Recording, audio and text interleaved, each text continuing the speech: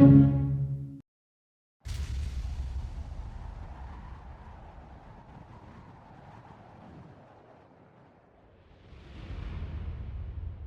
by. 1010. Investigated reported disturbance at Aesir Plaza. 10-4 dispatcher. Verify address. That's Aesir Plaza. Repeat. Aesir Plaza.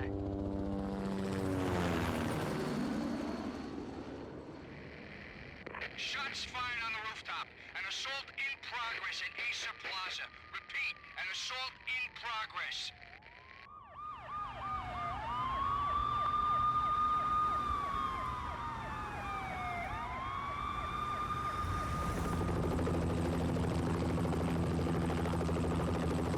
It's a war zone down here.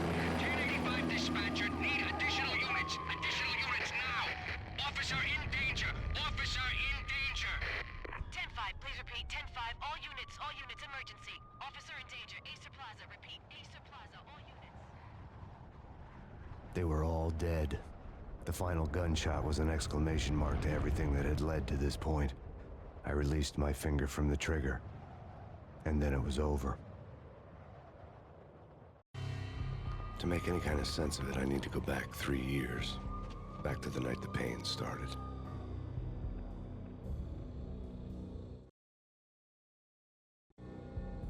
I was still on the force back then. NYPD, Manhattan, Midtown North Precinct, Hell's Kitchen. So when are you coming to work for me, Detective Payne? You'd make me work undercover in some hellhole. Sorry, Alex. Michelle and the baby come first. See? My last smoke. It's bad for the baby. That's you, Max. A regular Boy Scout. See, Alex? Still on for poker Thursday night, right? Like taking candy from a baby. Life was good. The sun setting on a sweet summer's day. The smell of freshly mowed lawns. The sounds of children playing. A house across the river on the Jersey side. A beautiful wife and a baby girl. The American dream come true. Honey, I'm home. But dreams have a nasty habit of going bad when you're not looking. The sun went down with practiced bravado. Twilight crawled across the sky, laden with foreboding.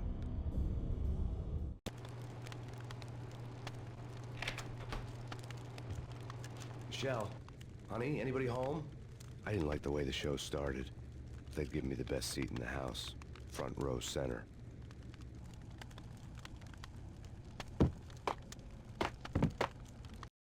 What the hell?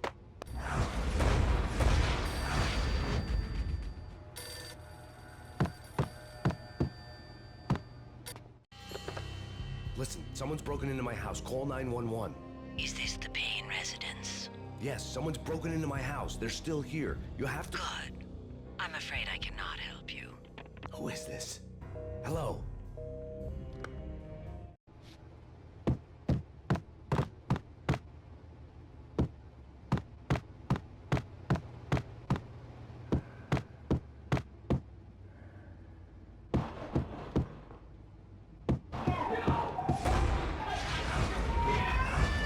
Michelle!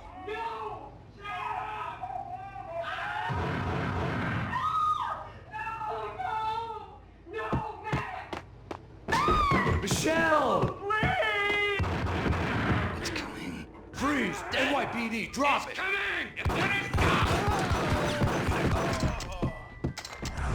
No, please, God, no.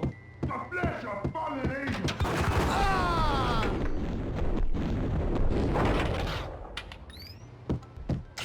No, God, no, please, Michelle. Oh, baby.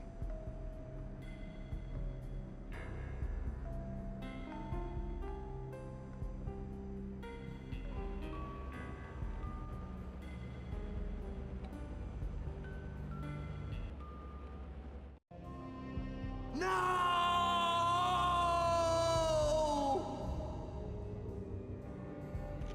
That was 3 years ago. Everything ripped apart in a New York minute. The killer junkies had been high on a previously unknown designer drug, Valkyr, V. After the funeral, I told Alex I'd be transferring to the DEA. It took us 3 long years to get a break in the Valkyr case. Then, finally, 2 months ago, a dime dropper tipped us off that Jack Lupino, a mob boss in the Punchinello crime family, was trafficking. I went undercover, infiltrated the worst mafia family in New York. I came in from the cold and the dark. Outside the city was a cruel monster. I've been slowly working my way from the small time to the big fish, trying to get to the source of the drug. Alex and BB were my only contacts in the DEA, the only ones in this decrepit city who knew I was down here. BB here. Something urgent has come up with Jack Lupino. You need to meet with Alex immediately at the Roscoe Street station. I hadn't had a face-to-face with Alex since I'd gone undercover. Outside, the mercury was falling fast. It was colder than the devil's heart, raining ice pitchforks as if the heavens were ready to fall. Everyone was running for shelter like there was no tomorrow. It didn't get any better when I got to the subway. The feeling hit me like a point-blank shot straight in the face. Something was not right about this. My Beretta stirred nervously under my coat, but the train doors had already shut behind me, and I was in for the ride. Next stop, Roscoe Street Station, and Alex.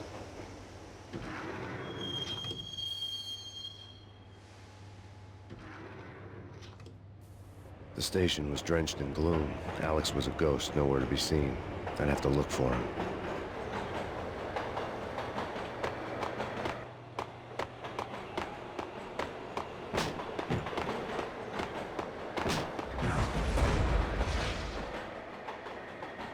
Death was in the air at Roscoe Street. I'd have to find Alex fast.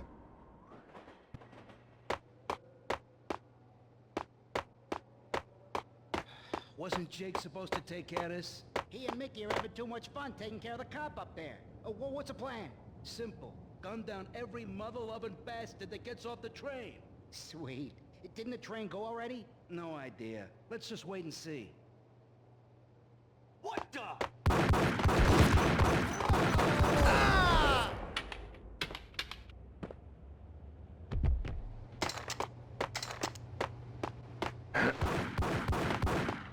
Yeah, he's dead all right. Hey, it's me you're talking to.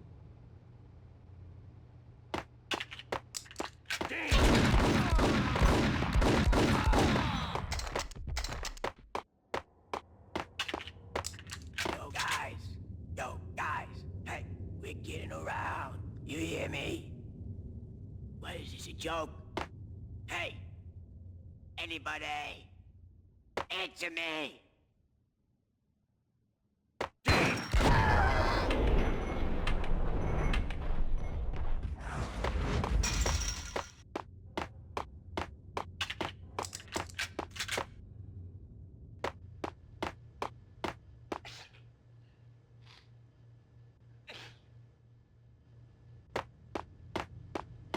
Hey, yeah.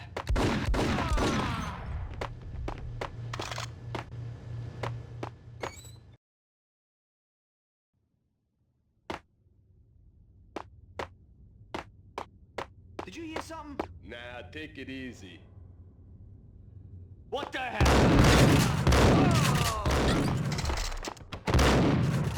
For Alex, I had ended up in the middle of a big-time crime operation.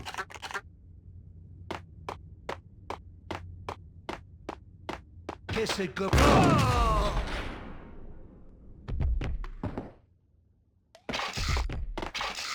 You saved me, man. What's going on here? A massacre.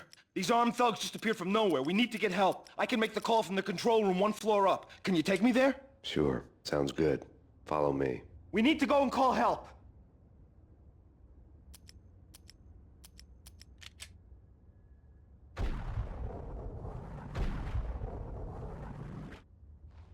There's no time to lose. Room 1 floor up. Can you take me there? Sure, sounds good. Follow me.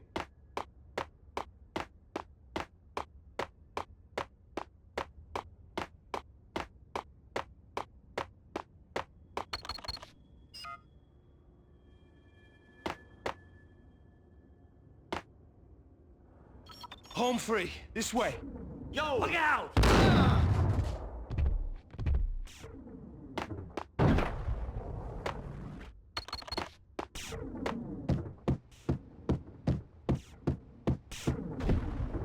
Whack the son!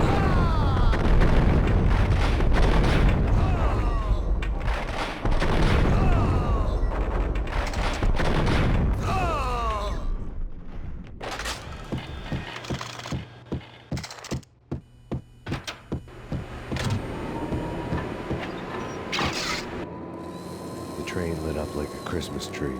Power was back on.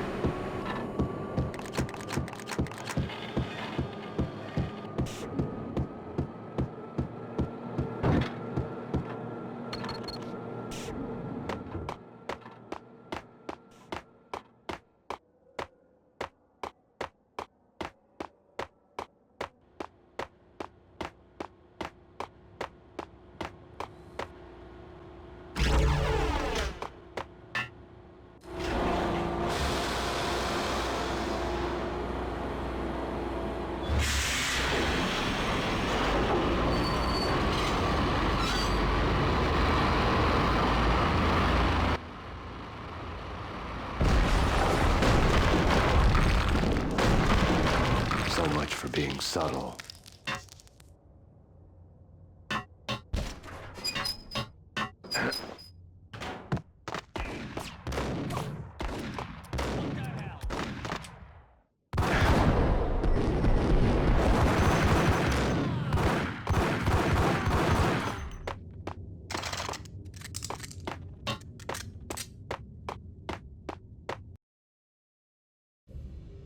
The rusty door led to an abandoned part of the station, closed off since the early 40s. Something big was going down in Roscoe Street. Maybe that's why Alex had wanted to meet me here. Maybe not. One way or the other, I was gonna find out.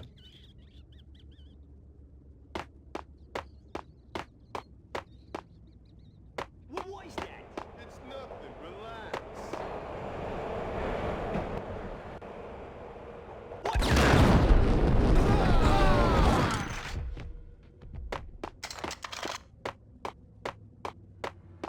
Hey, yeah.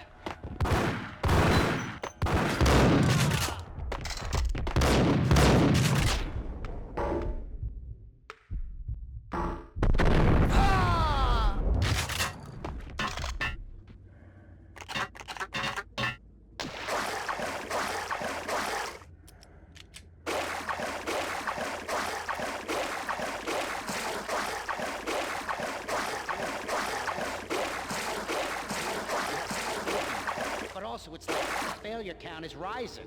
Yeah, I wouldn't joke about it if I was you. Yeah?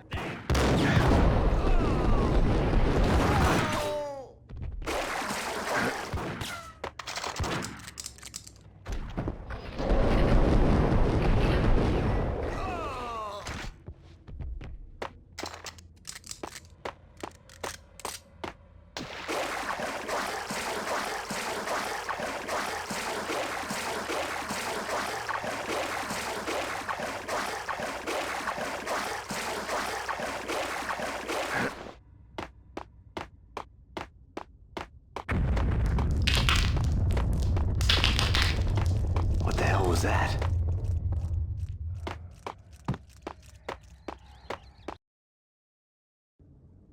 All done here. Give me the detonator. Whack the sucker! There!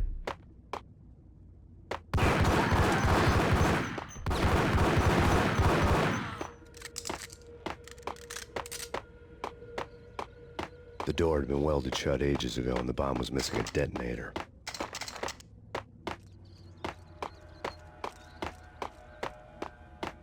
Okay, fellas, the police are on their way. New York's finest are gonna be here soon. So stick to the plan. We've got our own private exit route. In and out, do your thing. Wham bam, thank you, ma'am.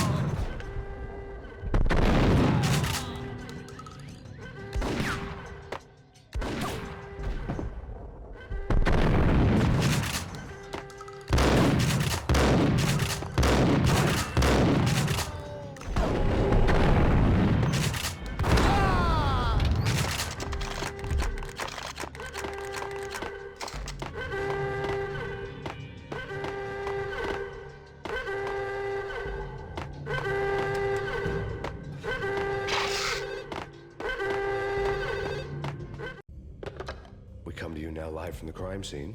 Who is this? Right back at you. This is Deputy Chief Jim Bravura from the NYPD. You are to cease your criminal activities and surrender immediately.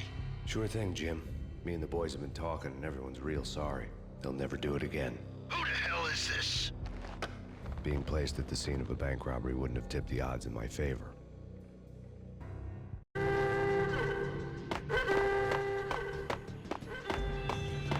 The bank robber's score lay on the table.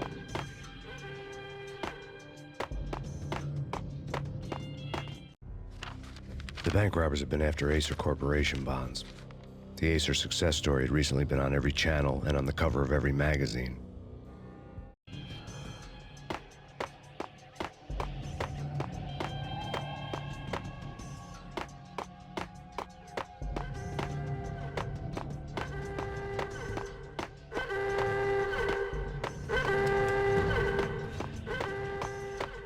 The bank robbers had left their tools on the table. Judging by the detonators, the crooks had bought enough explosives to send Lady Liberty into orbit.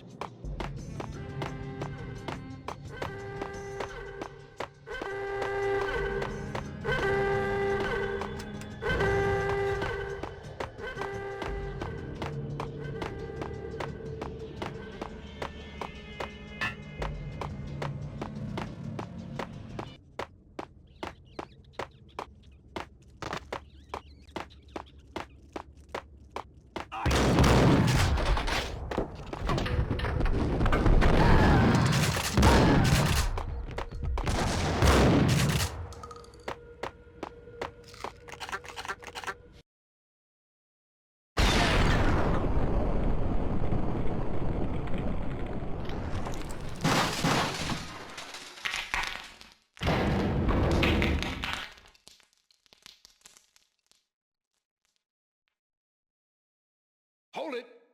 Max! Jesus, you almost gave me a heart attack! I nearly shot you! Alex, I'm glad to see you. What the hell's going on? There are more corpses here than at the city morgue! It's an armed robbery, a tunnel job straight to the Roscoe Bank vault through the old station wall. Is this why... this is Lupino's gig? This is Lupino's doing? Lupino's men? Really? You sure know how to pick a place. Can you get through? No, it's locked. We gotta get out of here. If it's Lupino, it's... Alex? Alex! There was nothing I could do. He was dead. I could tell by the empty, accusing stare of his eyes.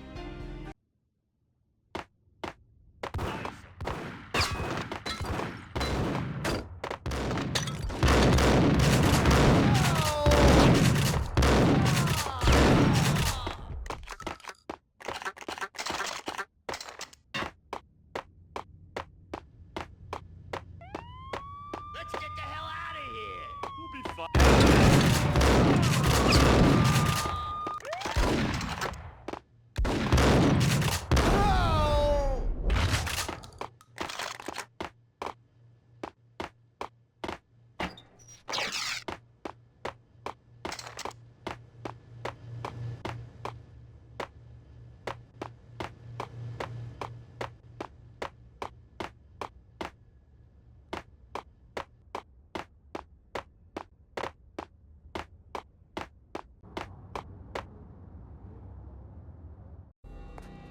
Alex had kept me relatively sane for the past 3 years.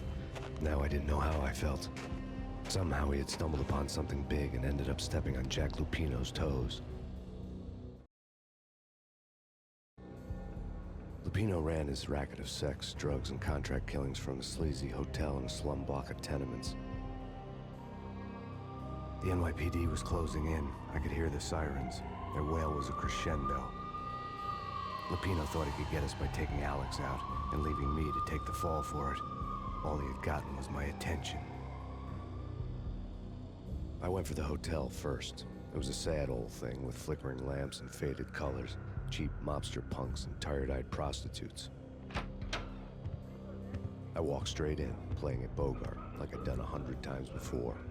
The place was run by a couple of murdering mobsters with shark smiles. The Finito brothers. Ladies and gentlemen, it's the pain in the butt. Pain to the max. You're killing me. Did you make that up yourselves, or you get some wino downstairs to come up with it? Don't answer that. A rhetorical question. I got something for the boss. Lupino around? That kind of depends on who's asking. A friend or a junk squad plan. Don't answer. It's one of them, how do you put it, rhetorical questions. Lupino ain't here, but he said bye. Lupino wasn't in his cheap hotel. Instead, I ran into the Finito brothers. My cover had been blown. The door slammed shut behind me. And then I was dodging bullets like raindrops. Pain in the butt. Ha ha! Pain to the max. Junk squad me. I got a ticket to Marble City for you. You're busted lying down. Bring it out.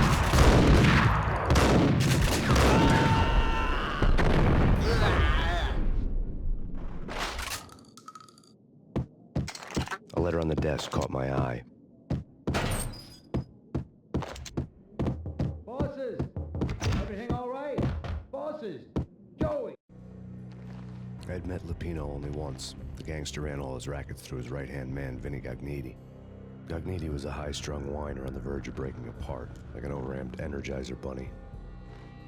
He had the brains to run the business, but he lacked the balls, always falling short, taking his frustration out on underage addicts and call girls.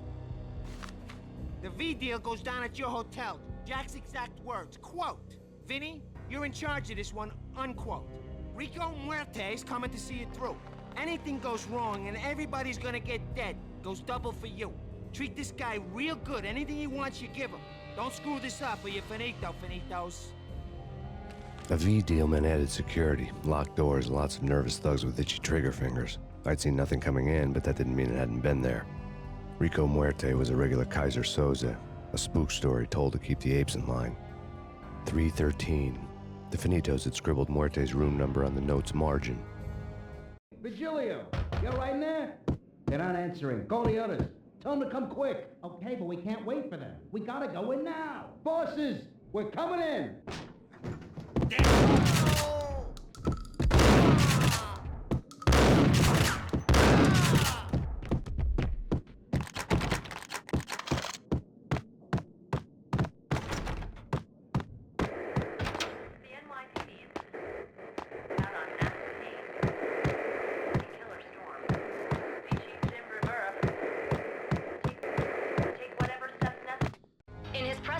Today, the mayor stated that Valkyr represents a clear danger to New York and called for drastic actions to eliminate the problem.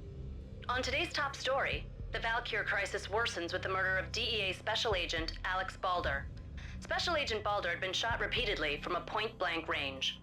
The gunman has been identified as Max Payne. The noose is sure to tighten around this fugitive criminal as more NYPD units join the search to apprehend him. I had just gotten my 15 minutes of fame.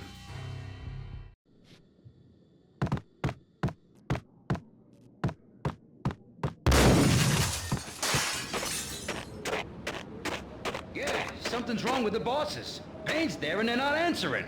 Let's go already. Payne's gonna pay in spades.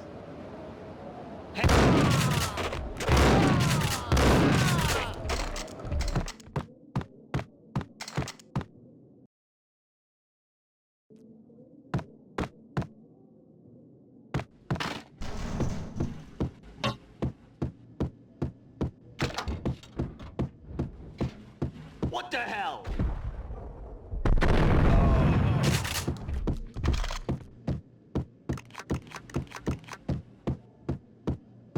Previously on Lords and Ladies. Lady Amelia, Marquis Valentine asks for an audience. Thank you, Lawrence. My lord. And now, an all-new episode of Lords and Ladies, brought to you in part by Aesir Corporation.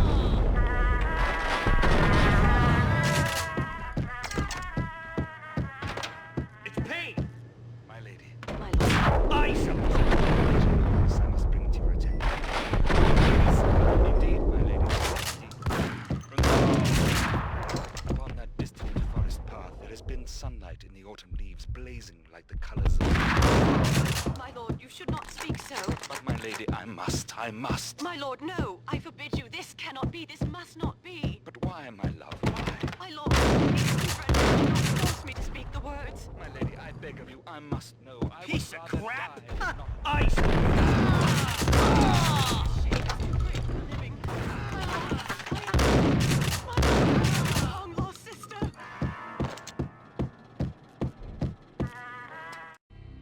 Tonight, the city's fight against the nightmare drug Valkyr took a turn for the worse, as DEA Special Agent Alex Balder was found brutally slain at the Roscoe Street subway station. A suspect was seen leaving the site only moments after the shots had been fired, and the NYPD is currently in pursuit of Max Payne, a repeated felon believed to be armed and extremely dangerous. And now the weather. The worst winter storm in recorded history continues to pound the city. The NYPD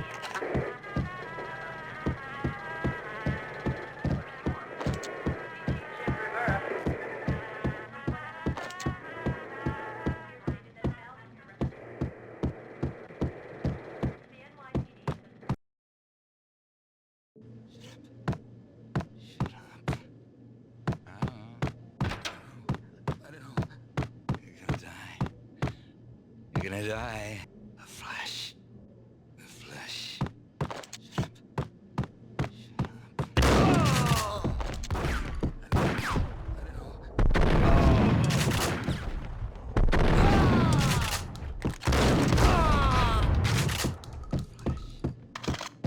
I'd found Muerte's room. Muerte had received a letter. Our investigation had turned up nothing to link Angelo Punchinello, the head of the Punchinello family, to Valkyr. All tracks had ended with Jack Lupino. The letter in Muerte's room was signed by the Don himself. It was the first hint that the Kingpin knew what was brewing inside his syndicate. The trouble you got into after the Chicago screw-up. The Punchinello family bailed you out. You have been waiting for a chance to pay us back. One of our trusted boys has a monkey the size of King Kong on his back.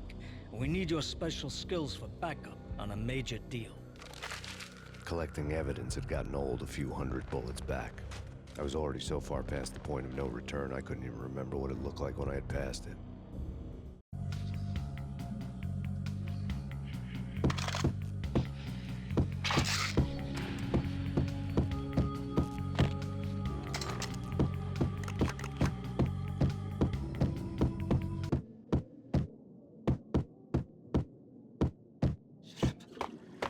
What the hell?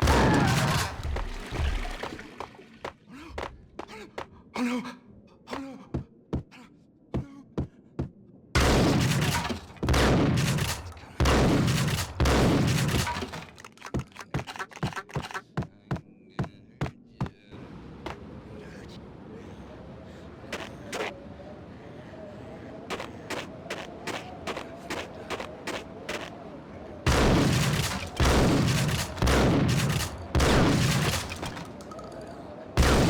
I didn't want to know what had happened here. It was not a pretty sight.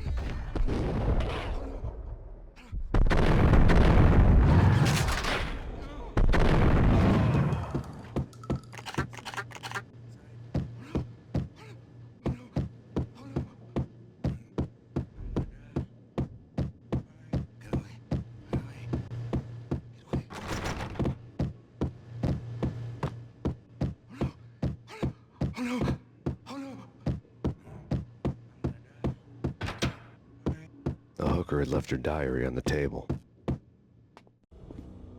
The diary belonged to a hooker named Candy Dawn. The read would have made a vice cop blush. Had talks with the mystery hag over the phone again. Sent her the latest one-eyed Alfred tape. As long as the hag keeps paying for the tapes, the old man could come every day for all I care. She had a nice sideline, making secret X-rated flicks of her clients and selling them to the highest bidder. They would get her killed, if her V-fix for the day didn't do it first.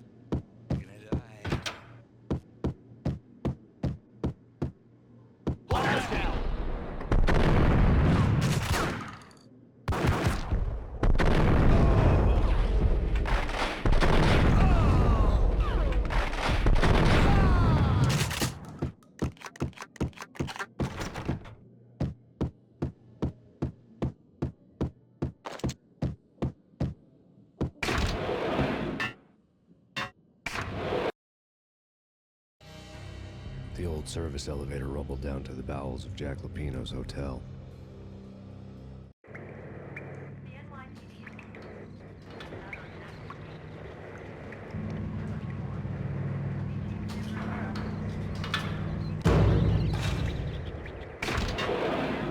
It was freaking crazy. The cops were doing a full-scale siege next door. More traffic than rush hour. I mean, bleeding bastards running back and forth, Ronnie and Jimbo to throw. And in the middle of all this, there we were. I didn't give a damn. Just going with the flow. So what happened? Nothing happened. We got the explosives, dumped the cargo, we were home free. Jeez.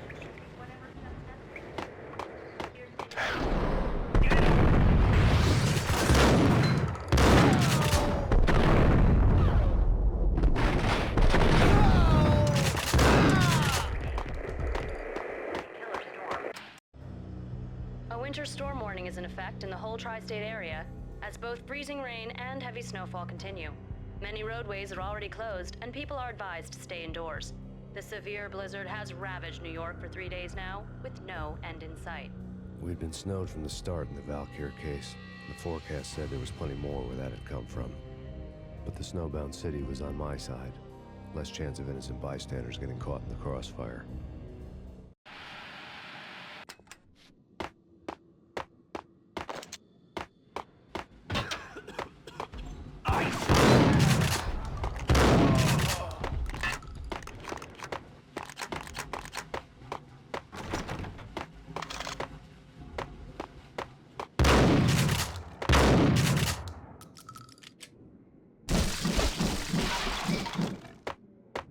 Hey, yeah.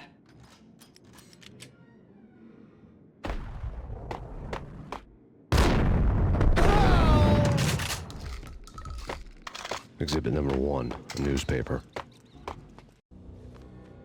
A dead man tied to a chair lay on the boiler room floor.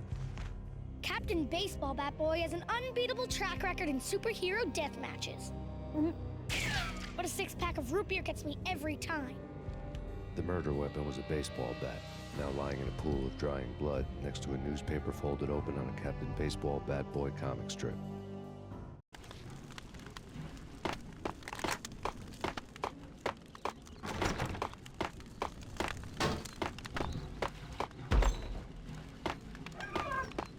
Take vampire movies. Why are they always set in LA or Mexico? They can't even get a tan. If I was a bloodsucker, I'd move to the North Pole. Winter's one long night. Yeah, and what would you eat? Suck blood from penguins? Nah, Eskimos, man, Eskimos. Get him!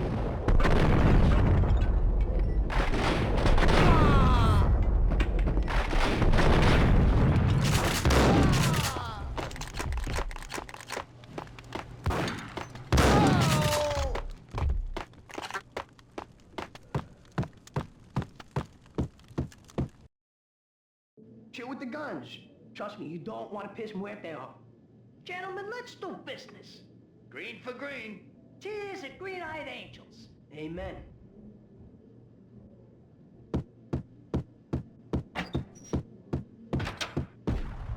Get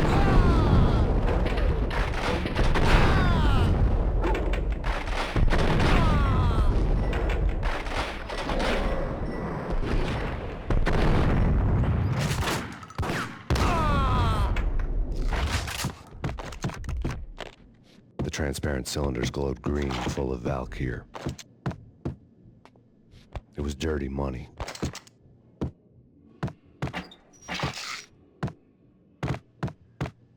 There was a key on the table.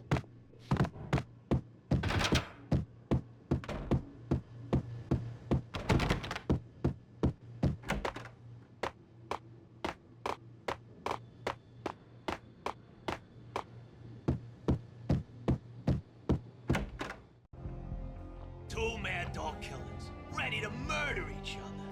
They step into the next room, and I'm thinking, now they're gonna do it. But no. They sit down in front of a TV and solve their differences with the Kung Fu fighting video game.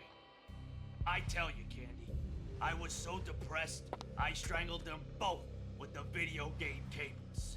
Oh, Rico, you're so bad. I am, ain't I?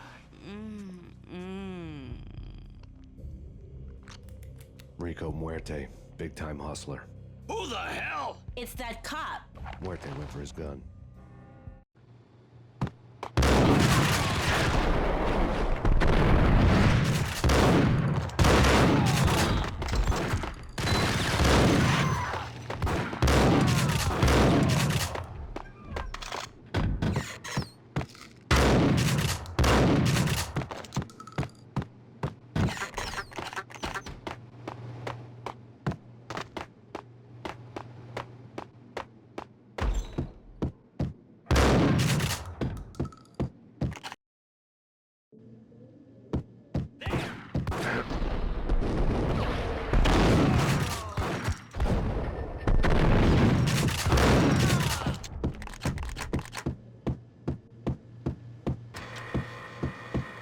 The antique switchboard. There was an old telephone switchboard in the back room of the reception area, the kind that made phone tapping child's play. It wasn't hard to picture a fat pimp sweating with headphones on, listening to his hookers talk dirty and fake orgasms over a web of party lines, the blood veins of New York. Right now, there was a different set of moans and groans going on. Boss, good evening. It's Max Payne. He came, started capping us. He killed him.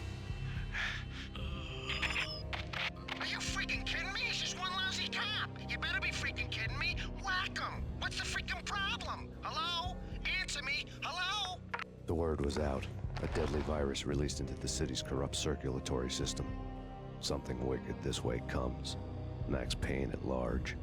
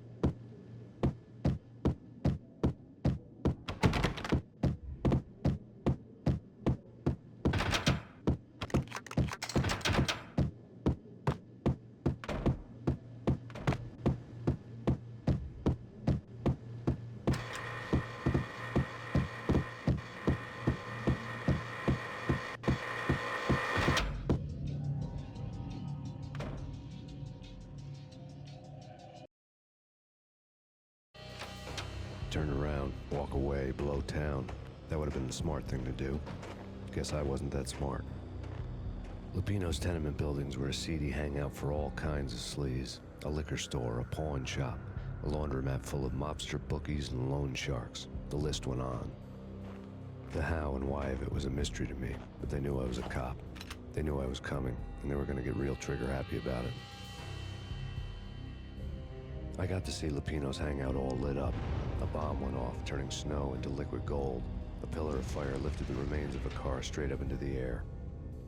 The flames were highlighted on the hood of a black Mercedes-Benz as it coasted down the street real slow, as if the driver didn't have a worry in the world. I got a good look at the man riding shotgun. It was Vladimir, the head of the local Russian mob, the fly in Don Punchinello's soup. The ringing in my ears was the sound of a mob war being waged.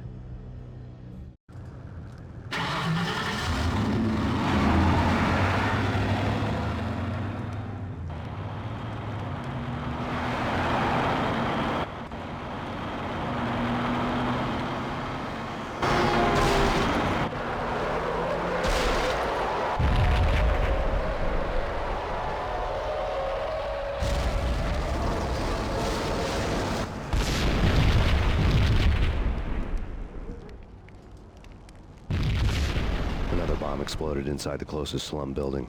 It was a lucky break. The goons inside were spooked, but luck always came with a price tag. More bombs could still be ticking inside, and the cops would already be on their way. Jack Lupino's suite was on the top floor. At least it used to be, before the explosive makeover.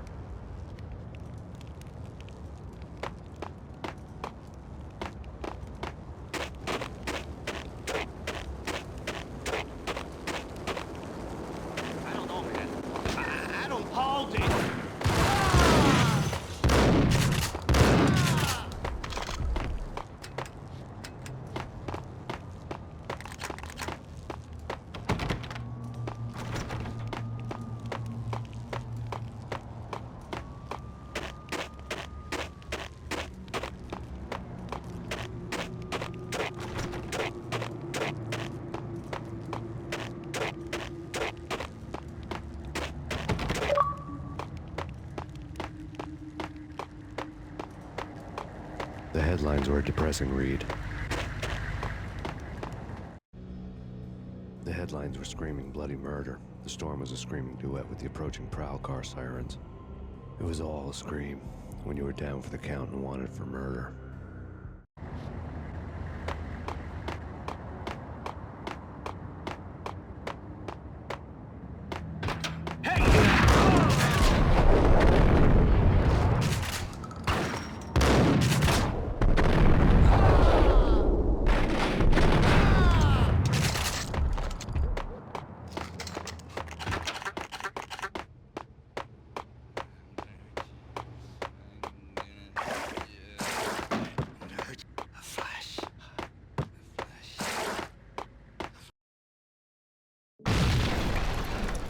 The whole building was rigged with explosives.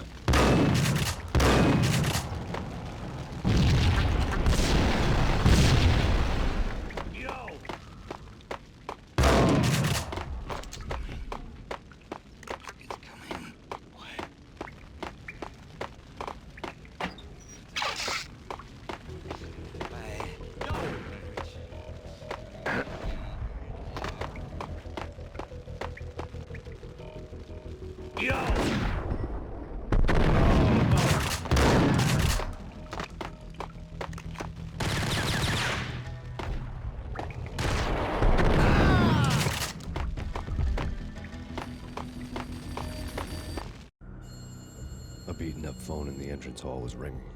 It could have been just a junkie in need of a fix, but it turned out to be something more sinister than that. Am I speaking to Mr. Payne? Who wants to know? My name is Alfred Woden. You must hurry. The police are on their way. Tell me something I don't know. They know you're there. How? And what's it to you? I will contact you again. The cops arrived, sirens singing in the off-key harmony of a manic-depressive choir. I had a few minutes while the SWAT team would go through their usual routine. By the time they busted in, I needed to be long gone. Max Payne, this is Deputy Chief Jim Bravura from the NYPD. Drop your weapons and come out with your hands above your head.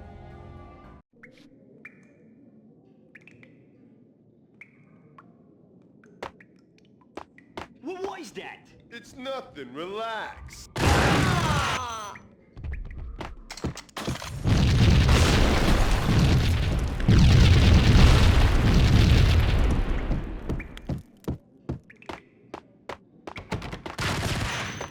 Someone had left a letter on the counter. Suddenly it all made sense. The bombs, the Russian mob boss making an appearance in person. Gagnidi was his usual self, all talk and no walk. After our hit, the Russian has only a couple of guns left, and they can be bought. There's no freaking way he has the guts to try anything after that. As it turned out, the Russian had plenty of guts. One thing he could count on, you push a man too far and sooner or later he'd start pushing back.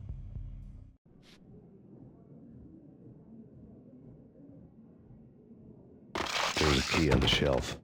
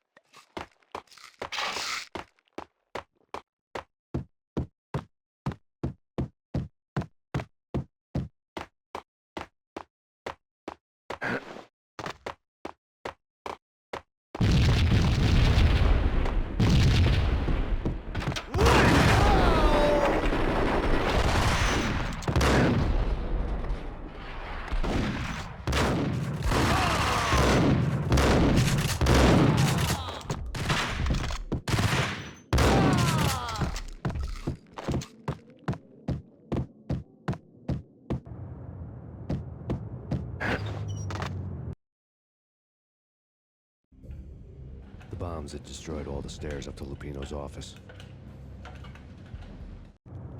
The alternate route led there by way of adjoining rooftops.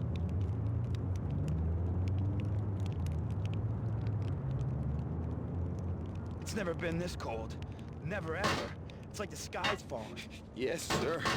It's the end of the world as we know it. And I don't feel fine. I don't feel anything. Not a thing. I'm freezing my butt off.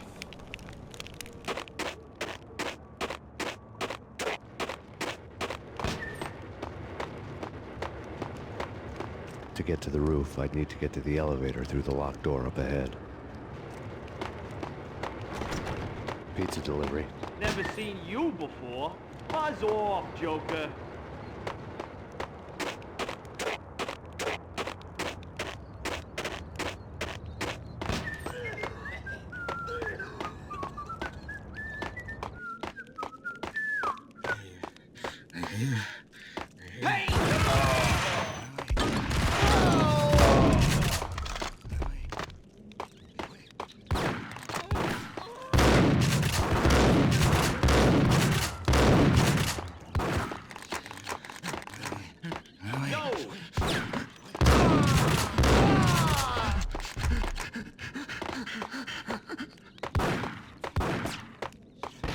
No, don't shoot.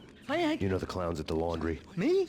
No. You're no good to me then. What? No, the laundry, yeah. I know him, yeah. Get me in there. Okay.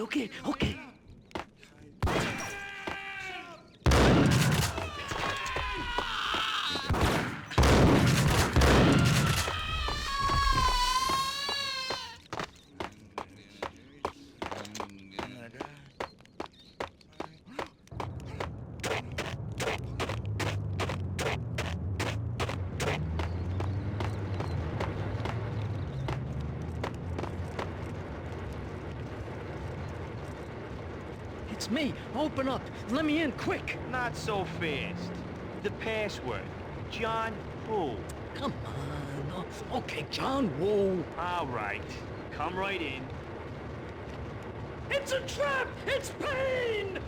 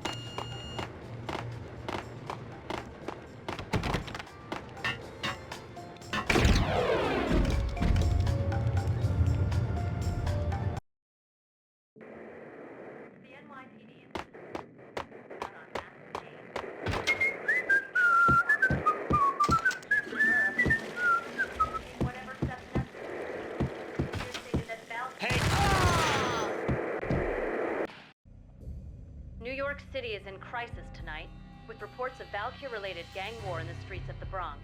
Apparently, Max Payne, wanted for questioning in connection with the slaying of a DEA special agent earlier tonight, is waging a one-man war against his former partners in crime. Among the listed casualties so far are notorious mafia members Joey and Virgilio Finito, as well as Rico Muerte, himself a fugitive from the law, and a suspect for several murders in the Chicago area. The NYPD has been placed on full alert. A citywide APB has been put out on Max Payne. Deputy Chief Jim Bravura has promised to take whatever steps necessary to bring him to justice. What those steps may be remains to be seen. For NYCNN TV News, this is Kira Silver.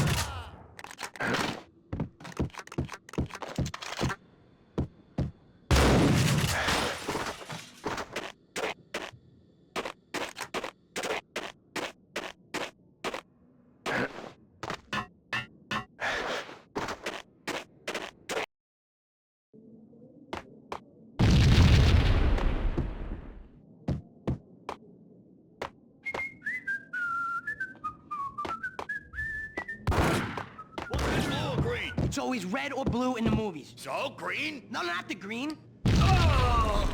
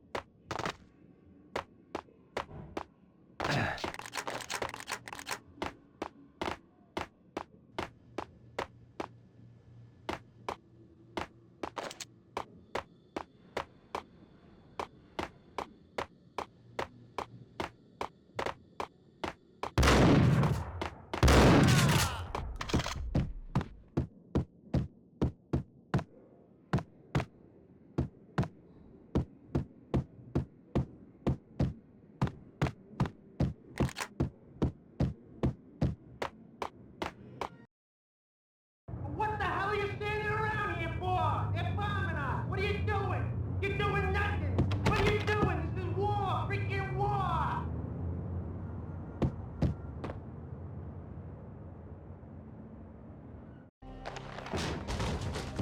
Vinny got needy. Just the man I've been killing to see. Payne? Freaking fed. I knew from day one there was something screwy about you.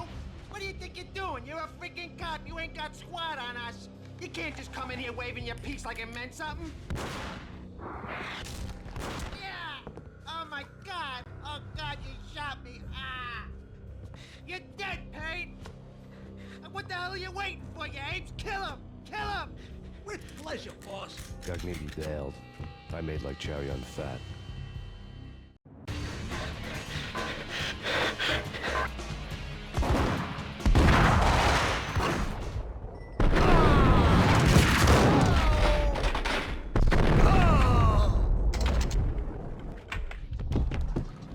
Crumpled letter.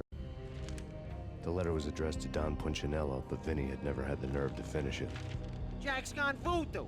Just the other night, he shot Dino because he wanted to see what his brains looked like splattered on the wall.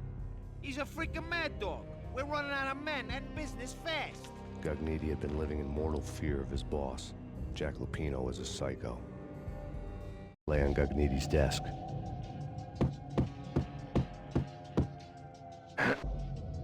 Vinny Gugneedy was running scared. He could run, but with a bullet in his stomach like a broken bottle of Tabasco, he was quickly running out of time.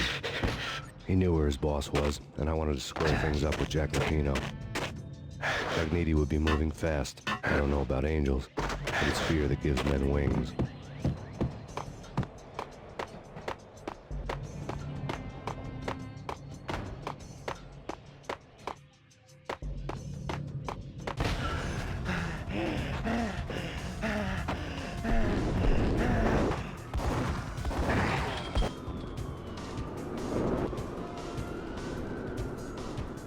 Gognitti hitched a ride. To catch him, I'd have to follow his lead.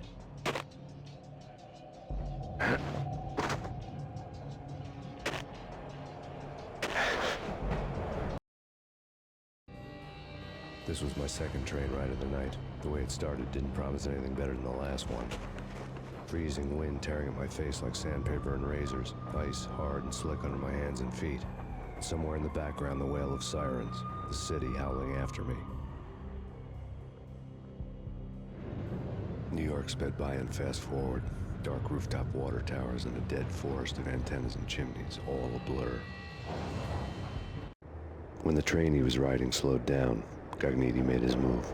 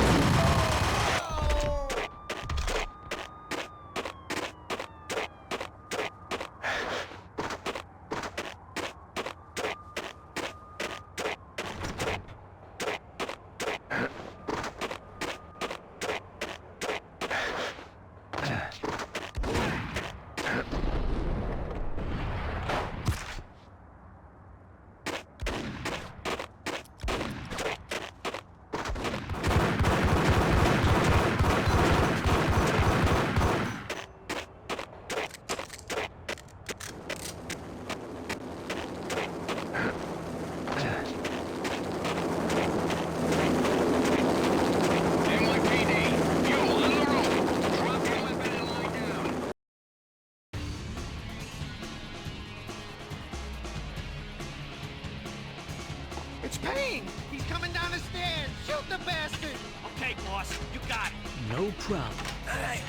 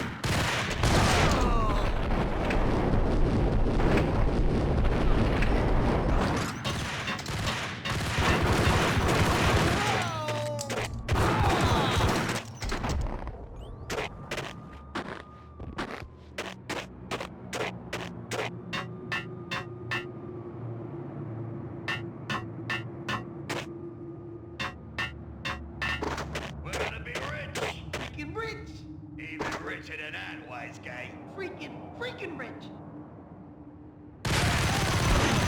Skylight!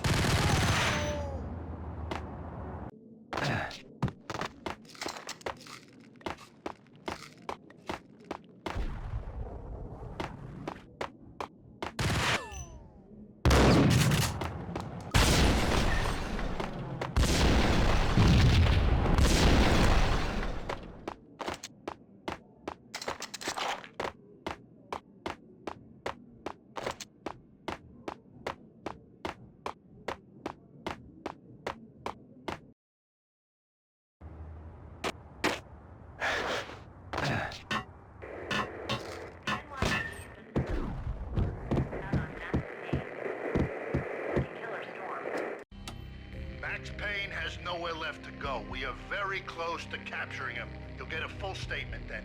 Right now, I've got better things to do, ma'am. That was Deputy Chief Jim Rivera from the NYPD with no further comment at this time. Apart from his suspicious food habits, I figured Bravura to be one of the good guys. Fate had just dropped us on different sides in this. But when it came to capturing me, he was way out of his league. I had already ditched the cops a couple of rooftops back. For now.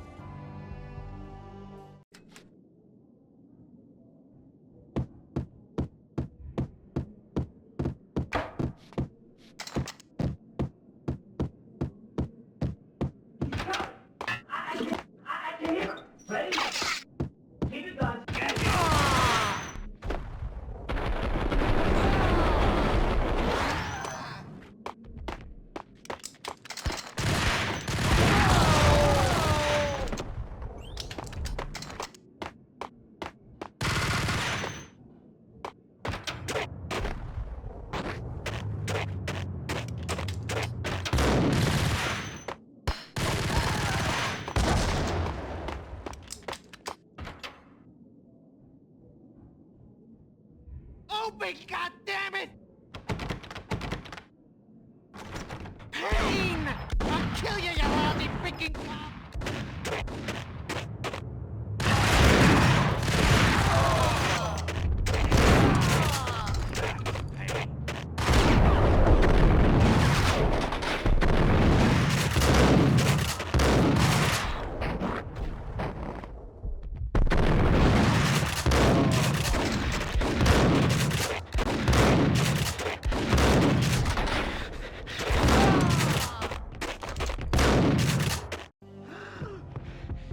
Gagniti ran out of steam in a dead-end alley with steam boiling out of the sewer grates like all the fires of hell were burning high beneath us. It was shakedown time. Where's Lupino? Screw you! Bad start, Vinny. Police brutality! I rate pretty high on that. You can't just hurt me in cold blood! Just keep telling yourself that. Listen good, Candyman. I'm not gonna be anybody's fall guy. I want to know where your boss is hiding. There was no glory in this. I hadn't asked for this crap. Trouble had come to me in big dark swarms. The good and the just were like gold dust in the city. I had no illusions. I was not one of them. I was no hero. Just me and the gun and the crook. My options had decreased to a singular course. I'll tell you, just don't hurt me no more. Lupino's at Ragnarok, the nightclub. Book me, take me home into the freaking jail, just don't hurt me. Your rights will be ready at your funeral. Ragnarok was Lupino's private nightclub, a den of drugs built into an old theater. I knew what waited inside. V had junkies ready to explode in random acts of senseless violence, and Lupino's goon squad, the worst stone-cold killers this side of hell. Ragnarok was as inviting as a headache, flickering and flashing to a machine gun beat. The belly of the nightclub was a gothic theme park that began with bondage games and led to the nasty stuff from there. As subtle with its dark message as a cop killer bullet through the heart. Like father, like son. Just like Jack Lupino.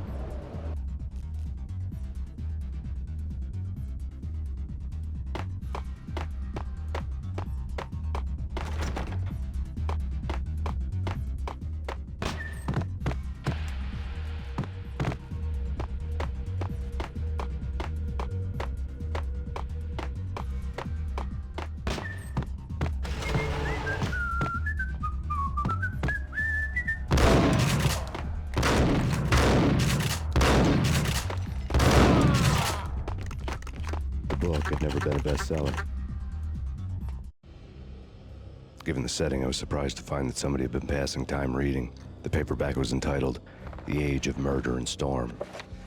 The blurb on the back mentioned Norse mythos and Ragnarok, the end of a Viking world with a terrible winter that covered the earth in ice, when vile crimes were rampant and all humanity lost. I could see how somebody impressionable might get it into their head that we were at the end of time. I was also beginning to see what the nightclub and its owner were all about.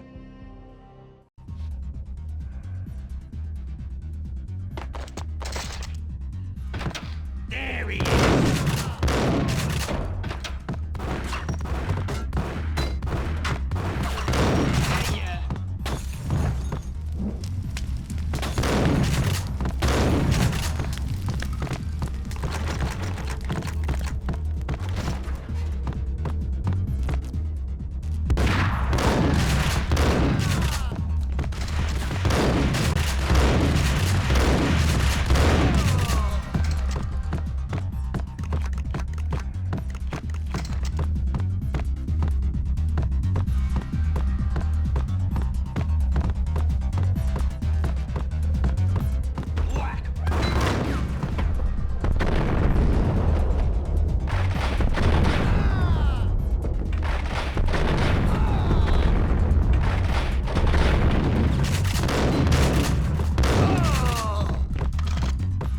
On the occult had been piled on the table.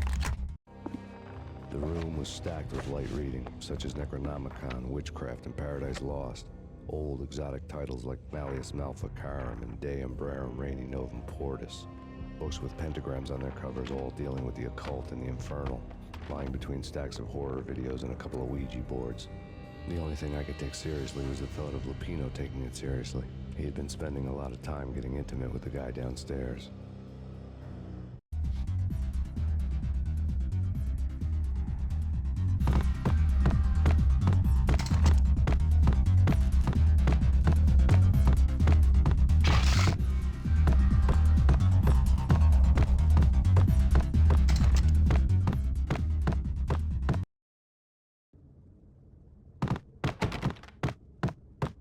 What with Dino and all, I wouldn't say anything to his face.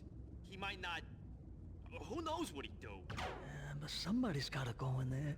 It's too freaky. All the screaming. I mean, it's been 3 days now. Don't look at me. Hell no, I ain't got no death wish. I'm just saying, it gives me the creeps, especially now. It's gone all quiet in there. There he is!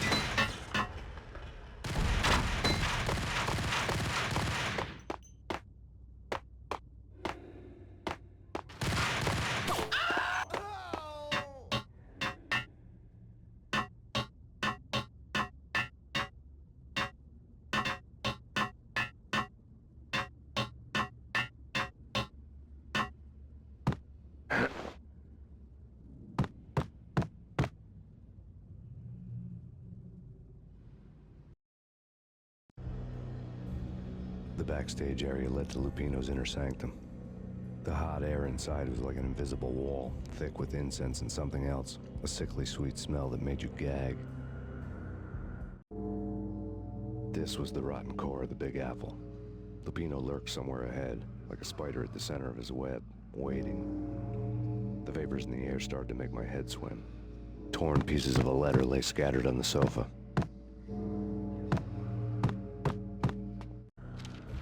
Punchinello had threatened Lupino in writing.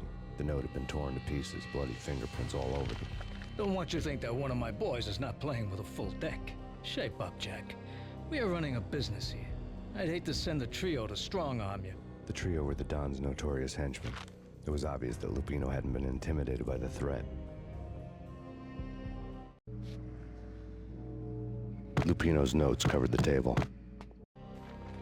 Jack Lupino was crazy, all right.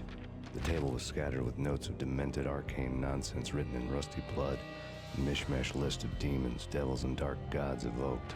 Beelzebub, Asmodeus, Baphomet, Lucifer, Loki, Cthulhu, Lilith, Hela, blood given to you all.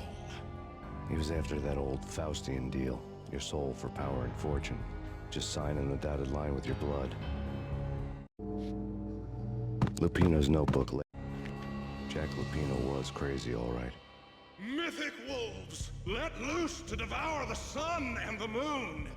Lupino is the wolf. I'm Mr. Beast, the big bad Fenris wolf. I'm the end of the world man, wearing the flesh of fallen angels. After Y2K, the end of the world had become a cliché. But who was I to talk? A brooding underdog avenger alone against an empire of evil, out to right a grave injustice. Everything was subjective. There were only personal apocalypses. Nothing is a cliché when it's happening to you.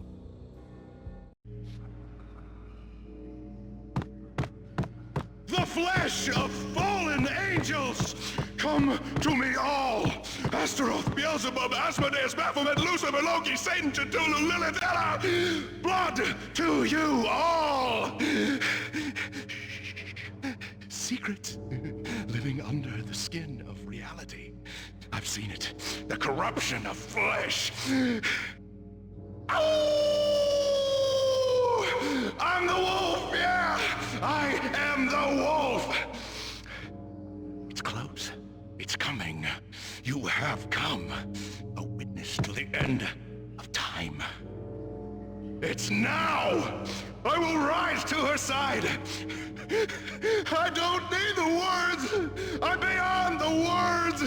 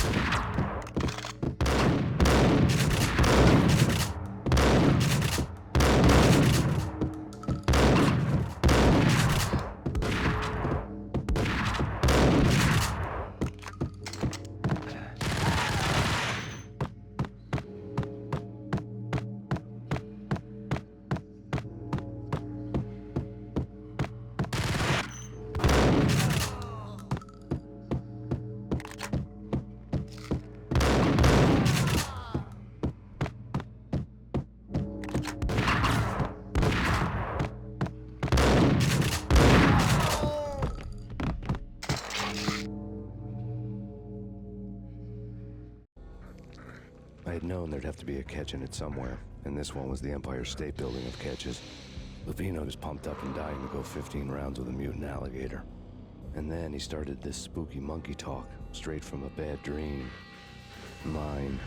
I have tasted the flesh of fallen angels. I've tasted the devil's green blood. It runs in my veins. I've seen beyond a world of skin, the architecture of blood and bow and arrow. Death is coming! She is coming, and hell follows with her. This is the twilight winter. I am ready to be her son. Her time is now, and all who stand in her way must die!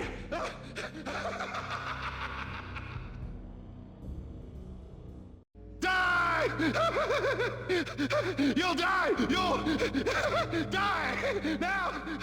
All die! Ow!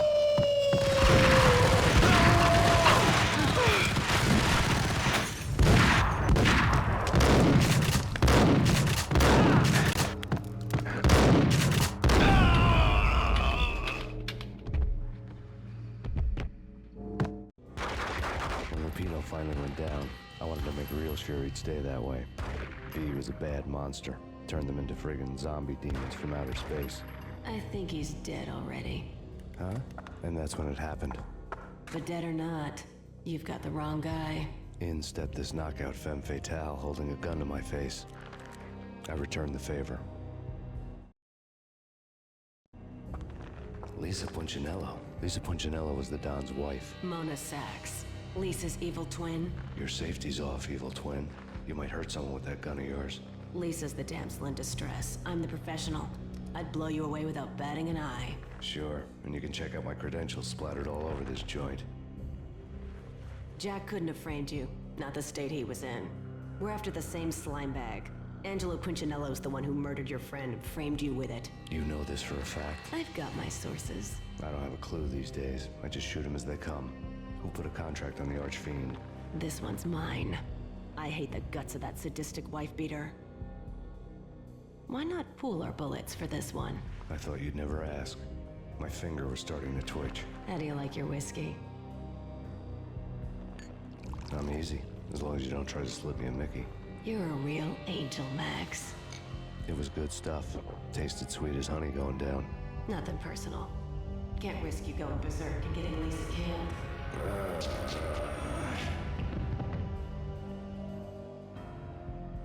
The nightmare was always the same. Violent shapes moving in darkness, old and ugly. The killer's mad laughter was a riddle filled with wicked innuendo.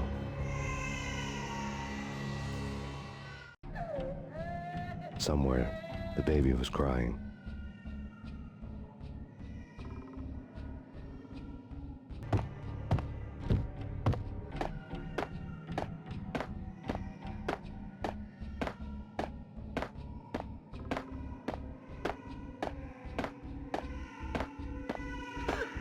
Max, no, please, Max. Why? I didn't mean to. I'm sorry. Max!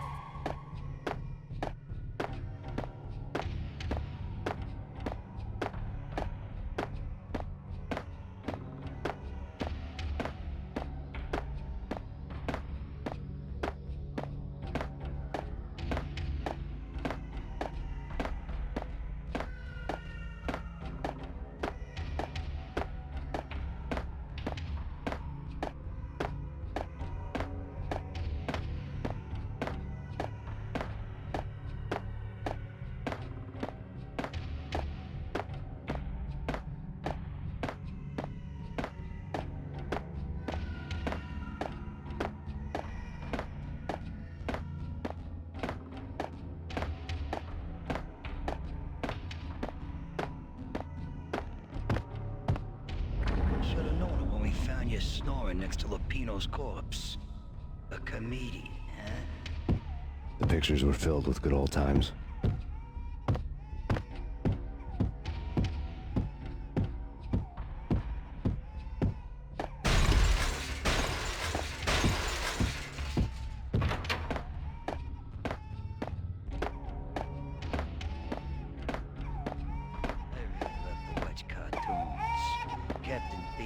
Bat Boy's my favorite.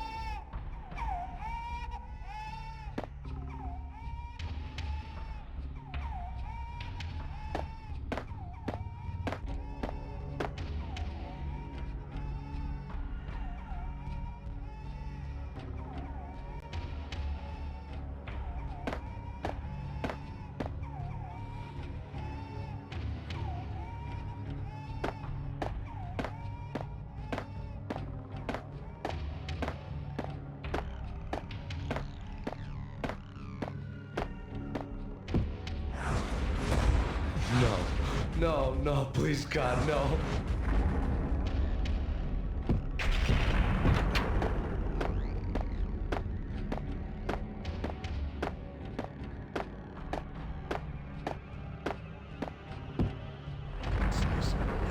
Shoot him full of holes, blow him to bits, vaporize him, disintegrate him.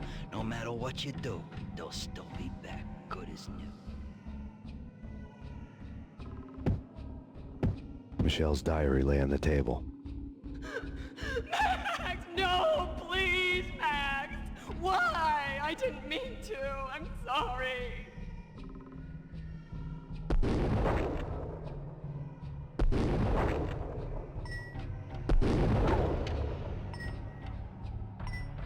Murderer! You killed her! Nothing like that ever happens in the real world.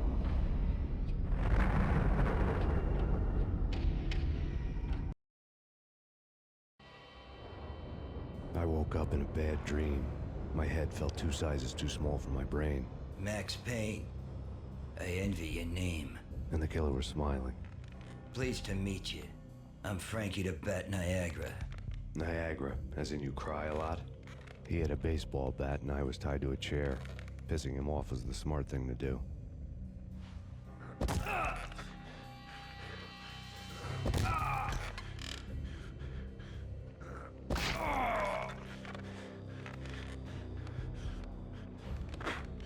Nothing wrong with a little laugh now and then. Take me, for example. I love to watch cartoons. Cartoon violence is a fascinating thing.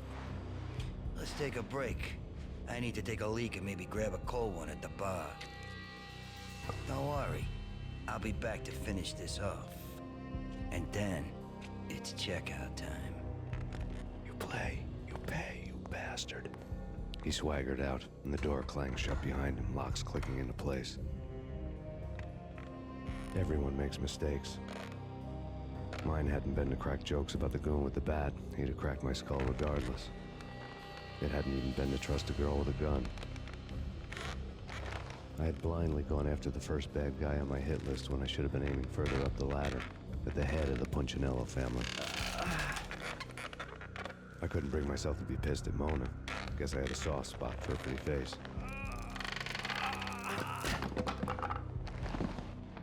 But when somebody decides to play baseball with your head, you tend to get sore.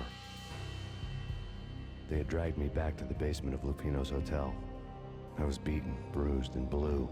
I felt like the chair I had broken to get free.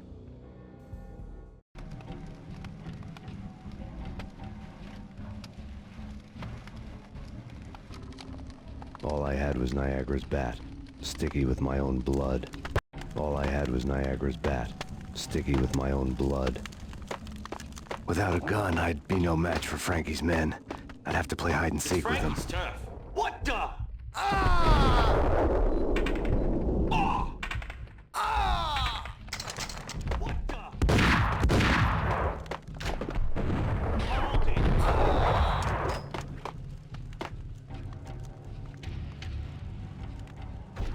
What the hell?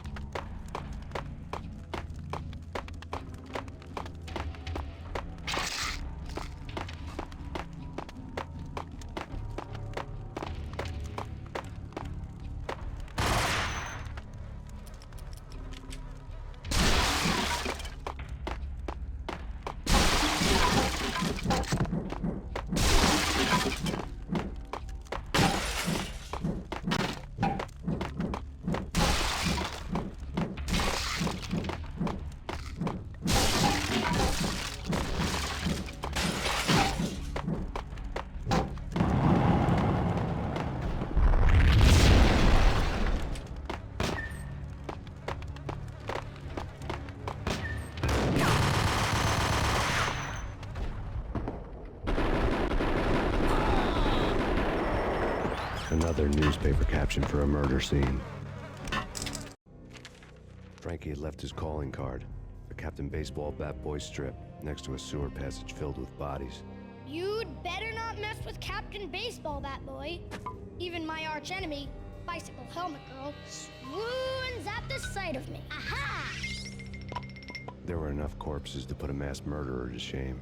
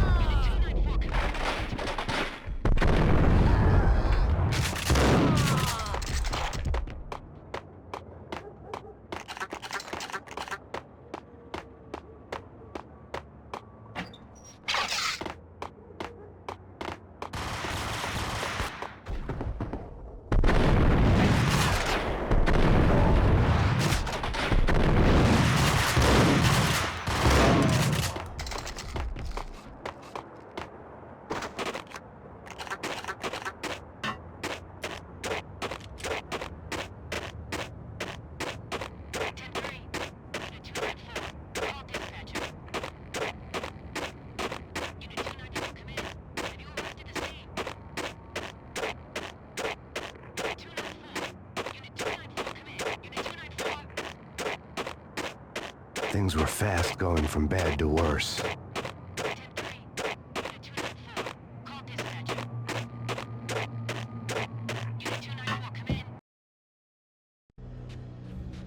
The men in blue had come and gone. They had decorated the place with chalk outlines and tied it together with yellow tape. The cops who had stayed behind were dead. Frankie, his boys, and I had the place all for ourselves.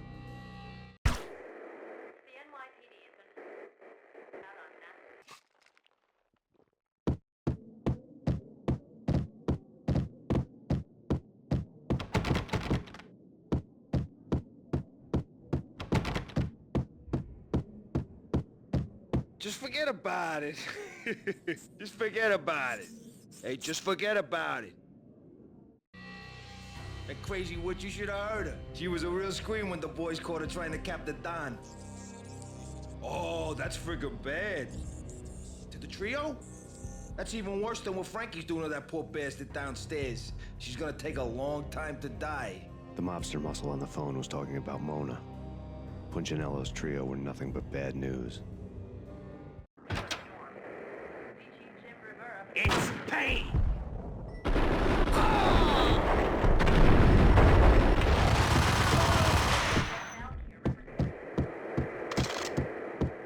More evidence that Punchinello didn't like me much. The fact remains that all the victims so far identified in the Ragnarok shooting have been known criminals, many of whom had large doses of V in their blood. Reliable sources say that Max Payne was also among those killed, although no body has been recovered at this time. Reliable sources. That meant somebody thought the Mafia had me, didn't want the cops snooping around anymore. The body would be delivered to them barely recognizable. Case closed. Don Punchinello had the power to be that reliable source, which was no news. But his news was old news. Framing me hadn't been enough. Don Punchinello had put a hit on me. He wanted me dead, and it had been important enough for him to give written instructions to Frankie about it. Max Payne should die like a dog for the trouble he's caused. Frankie, I know I can trust you to give this matter the dedication it needs.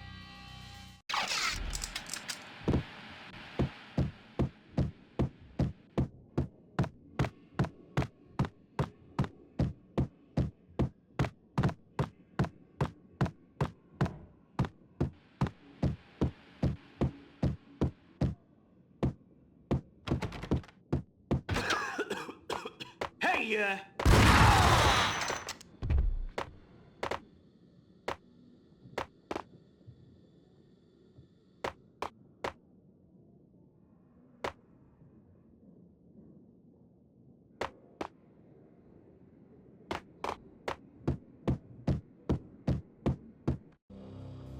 The hotel bar was fast developing quite a history.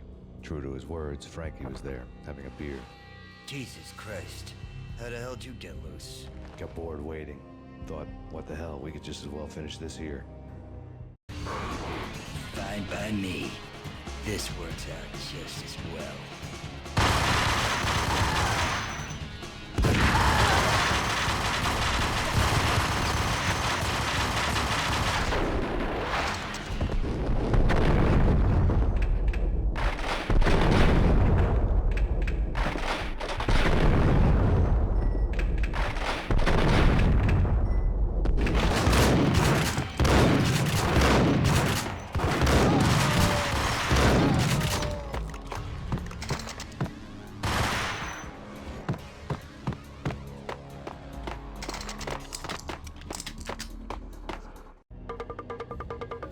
Thank you. You've been a lovely iron. Had enough? I don't play with girls anyway. Unfair! I spotted the tail as soon as I left the hotel. A big black Mercedes. I'd seen the car before. That time it had heralded impressive explosions. Vladimir was back. Bang. You're dead, Max Payne. I might have laughed if I remembered how. What's this supposed to be? Cops and robbers? Look, you want something with me? Get in line. Peace, man. Relax. You know you are a real news item. Armed and dangerous. I am going to make you an offer you can't refuse. I've always wanted to say that. It's a bum rap. I've been framed. That's a moot point. Whatever you did or did not do, I'm sure you had good reason for doing it. Want to hear me out? I'm listening. Punchinello messing with V is bad for business all around. But that's not all. There is this guy, Boris Stein, used to pull jobs for me. He's the captain of the cargo ship Charon. Now the bastard turncoat has gone over to the other side, Punchinello's. The ship's loaded with high-res hardware, guns, my business.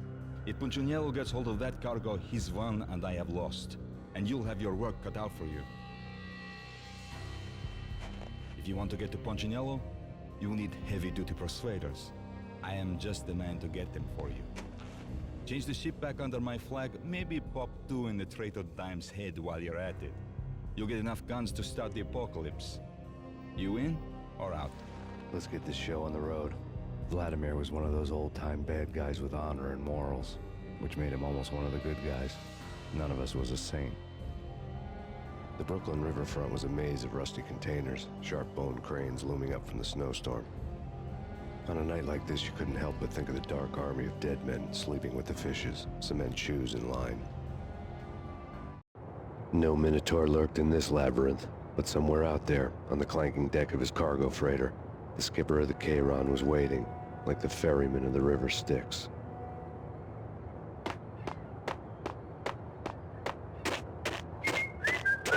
What the hell?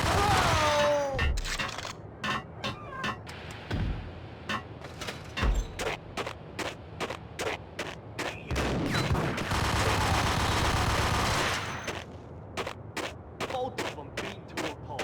Eyes swollen. They couldn't see in the end. Sweating on their feet.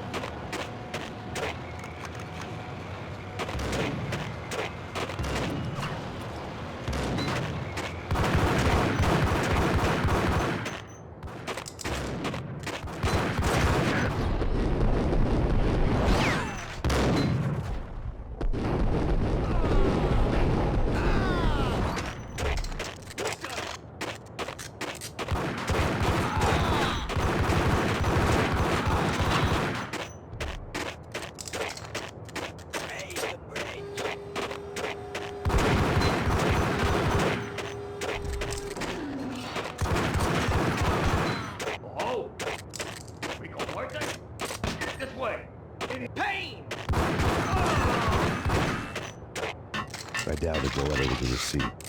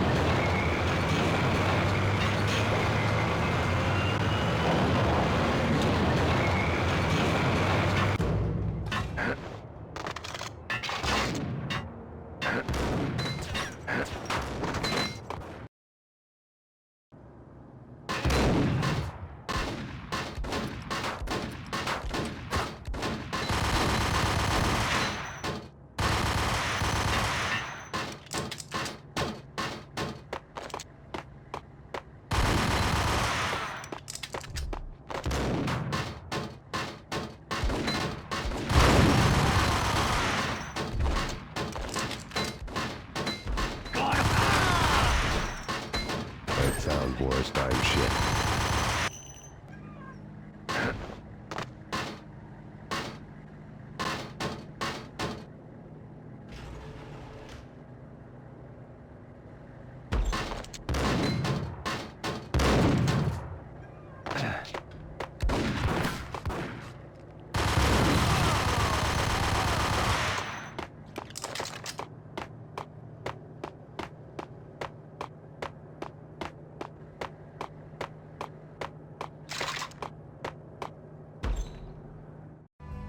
Rust had crept over the sides of the cargo steamer a long time ago. Boris Dime would be on board. I'd have to smoke half of his crew to even get near the gangplank. The guns were probably being kept in the hold, buried amidst the rats and oily water.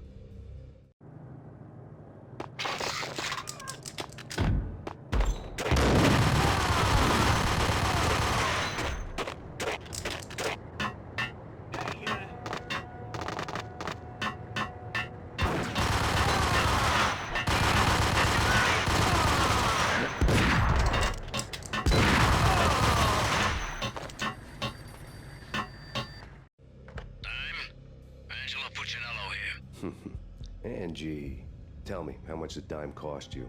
I bet it was more than his name. Max Payne. Right the first time. You're dead, punk. You sure you're not confusing me with Boris here? But you are right, of course. Pretty soon we should get together and have a talk. You son of a... Pissing Punchinello off was a dangerous game, but when people get mad, they make mistakes. I should know. That's where I wanted Punchinello, mad enough to trip over his own feet, preferably into a grave.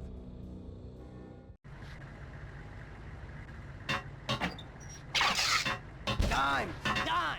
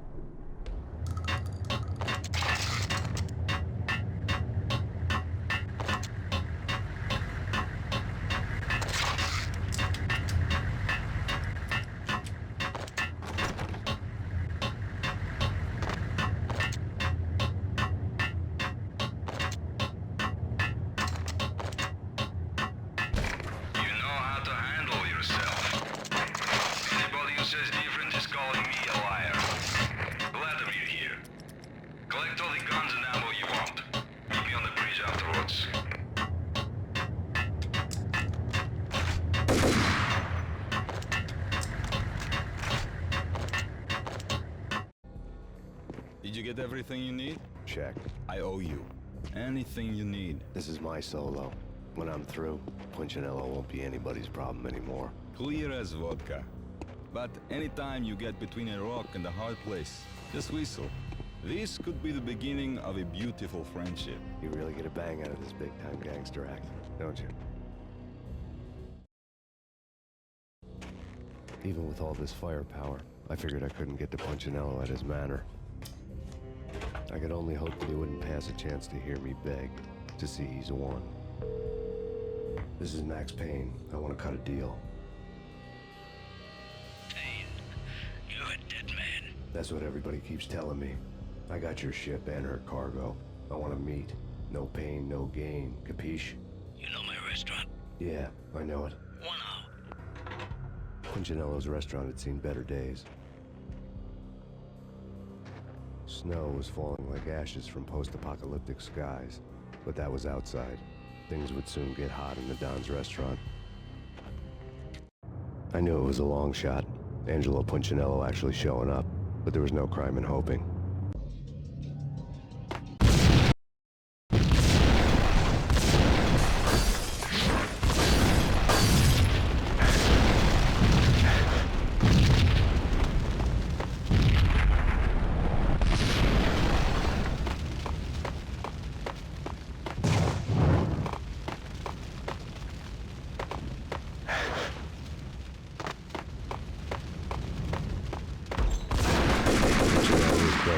at me. The feeling was mutual. He was trying to put out my flames with gasoline.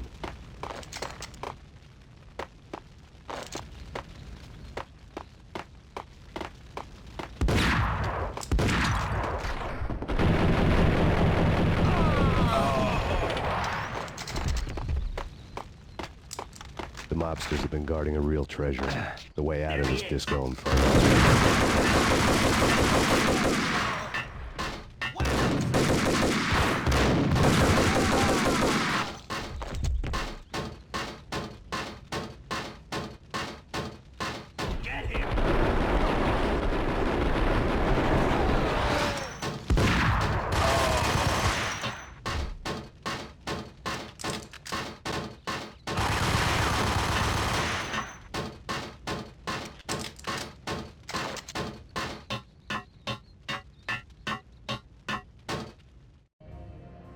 Vlad had seen my smoke signals.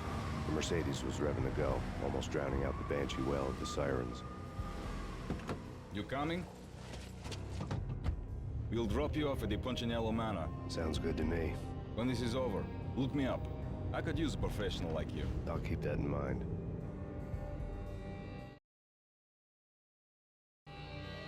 The night groaned with cold. The garden lights flickered nervously. In their light, the falling snow was dead white before the darkness ate it up. I had heard the stories. The trio were mad dogs.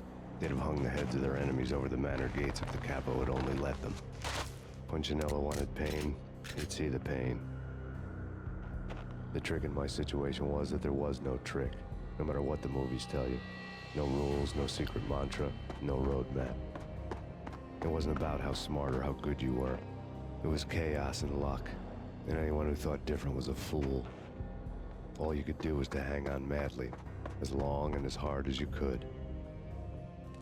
Someone had graciously left the back door open for me and killed the guards. My money was on Mona. I knew the trio would be standing between me and Punchinello. I had read their rap sheets, thick as phone books. No one would be walking out of here alive.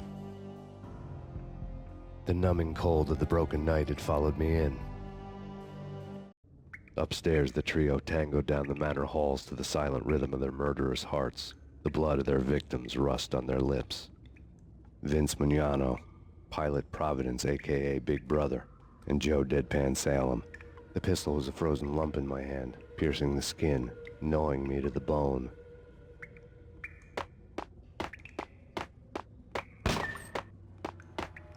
In death, the thug had been promoted to messenger.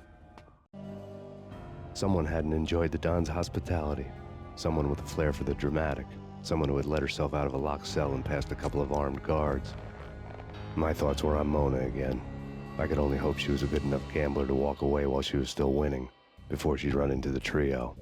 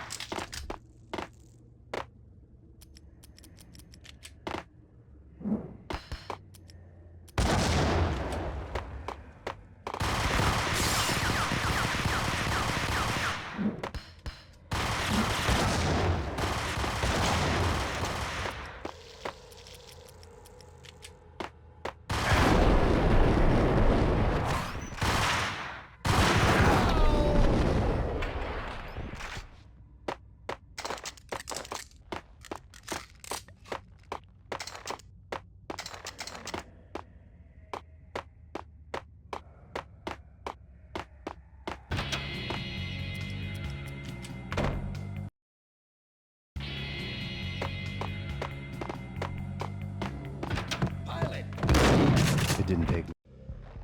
The word on Lisa Punchinello was that she was a bit of a witch. The tarot cards on the kitchen table fit the picture. They weren't my kind of cards, but I was willing to take a crack at the hand Mrs. Punchinello had dealt. The first guard was the tower. Maybe that was supposed to be the manor. It got easy after that.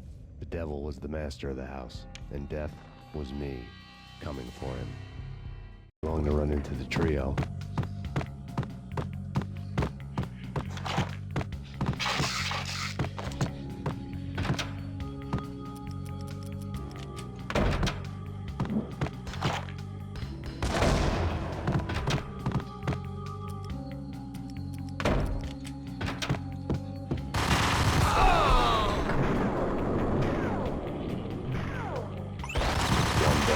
Two to go. Hold it!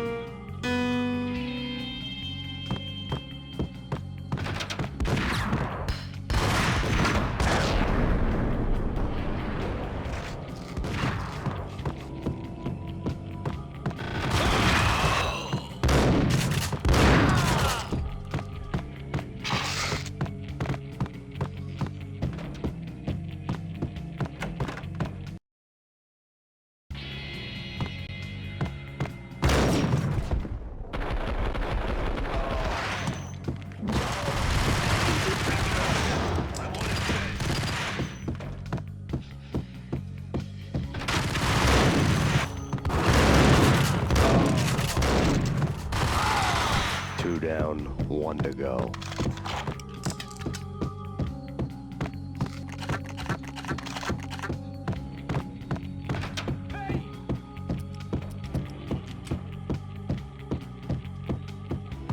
Don't stop at him! This will stop anything. Take cover.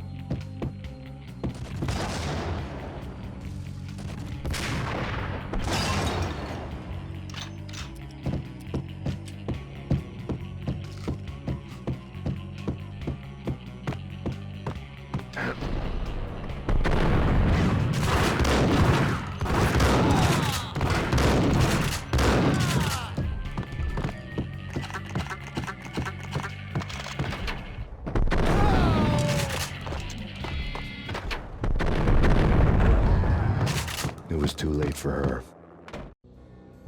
You're a real angel, Max.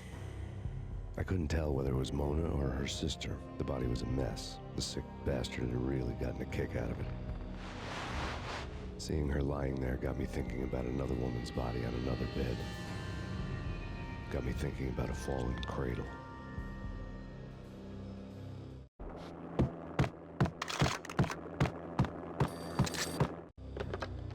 Max Payne. Talk to me. Alfred Woden. You've got company. An armed helicopter just landed on the manor grounds. You must hurry.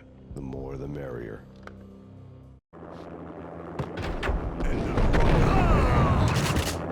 Vince Mignotto.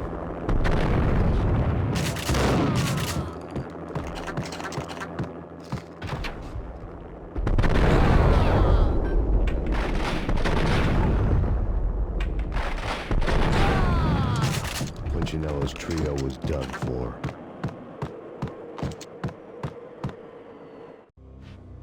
Outside my door. Hurry. He's coming for me. You gotta hurry. Please. I could hear Punchinello on the phone begging for help. He should have been saying his goodbyes. Punchinello was a pushover. The moment I stepped into the room, he folded like a deuce before a royal flush. No, wait. I was just doing what I was told. I couldn't refuse. She's someone high up. Government, maybe. I don't know. He was trying to buy more sand for his hourglass. I wasn't selling any.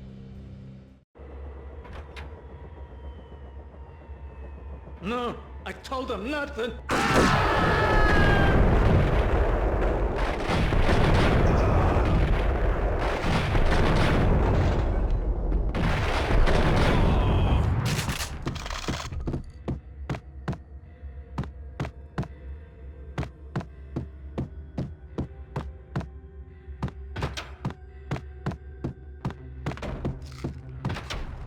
Drop it. Don't move. Game over, Max Payne.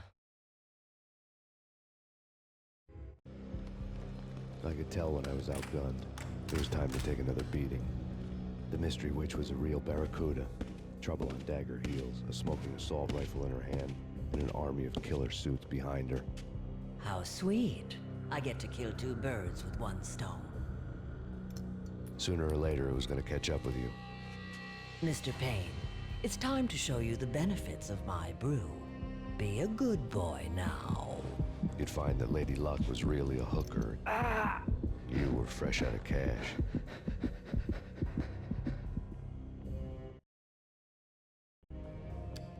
Gentlemen, we're done here. Take me to Cold Steel. She had just given me an OD of Valkyr. I could feel green fire eating my brains. They turned to steam. They did a fade on me. I'd never had a chance.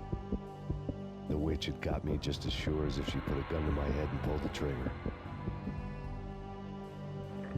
The shadows rushed me, bruised mugshot faces hungry for revenge.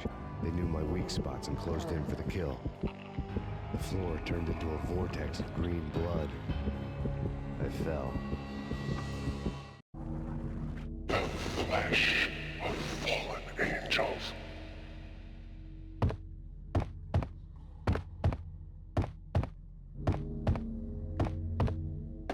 Who's there? Max? Max, is that you? Max? Where are you, Max? Please. No, please, Max, no. I'm sorry. Please don't, Max, no. No, please God, no.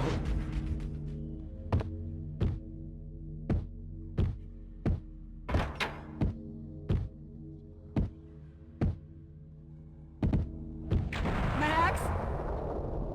Where are you, Max? Please. The letter was staring at me. There was something disturbingly familiar about the letter before me. The handwriting was all pretty curves. You're in a graphic novel. The truth split my skull open, a glaring green light washing the lies away. All of my past was just fragmented still shots, words hanging in the air like balloons. I was in a graphic novel. Funny as hell.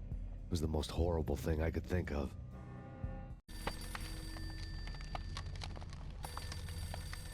Bartender is shiny stuff and dreams are made of stooped necromancers. He sings like a banana wrist, having strayed too close to the constellations on their shaved skulls. There was a bad line in a prank call. Someone spouting insane babble. I couldn't make sense of it.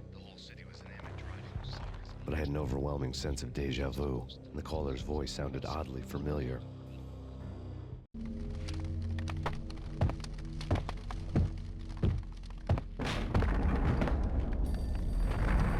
The weird piece of paper looked dangerous.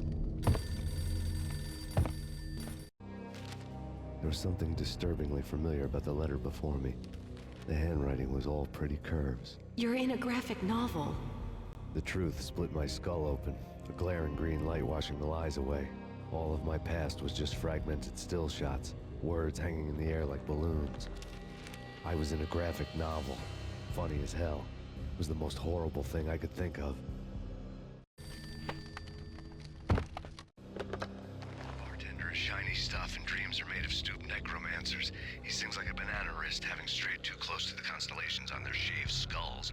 There was a bad line in a prank call. Someone spouting insane babble. I couldn't make sense of it. But I had an overwhelming sense of deja vu, and the caller's voice sounded oddly familiar.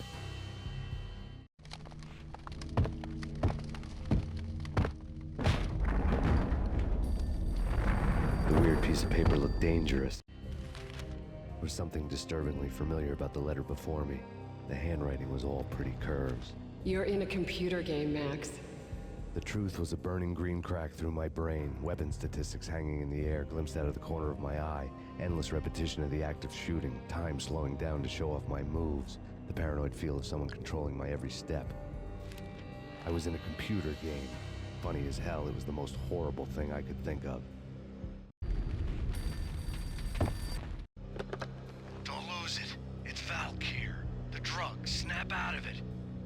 remember. It was a bad line in a prank call, someone spouting insane babble. I couldn't make sense of it. But I had an overwhelming sense of deja vu, and the caller's voice sounded oddly familiar.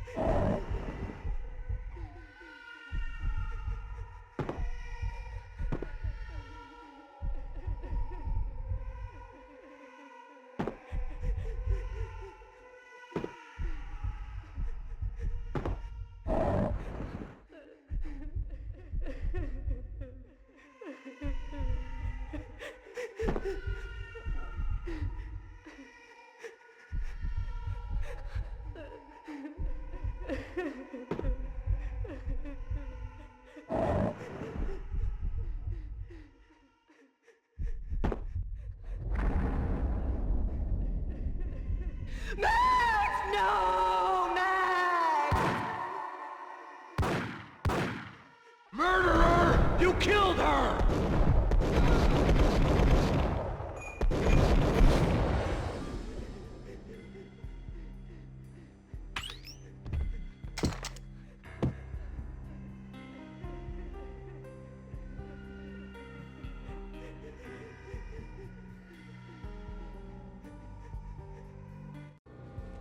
Max, something happened at the office today.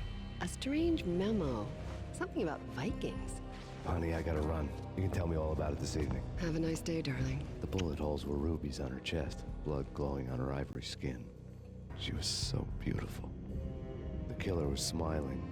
The flesh of fallen angels.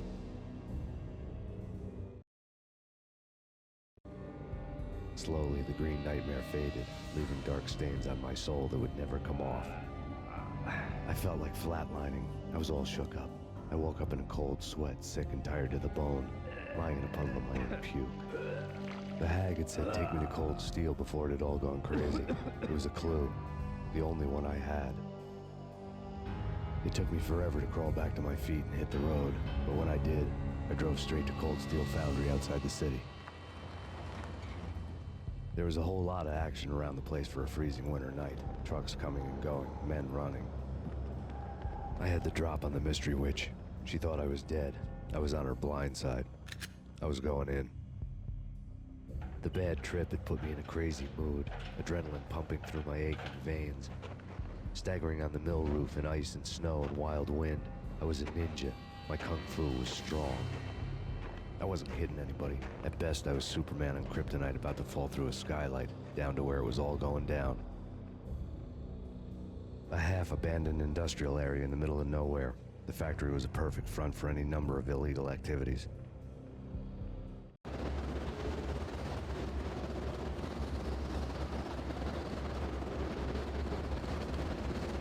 In the belly of the plant, molten metal boiled and bubbled like a witch's brew.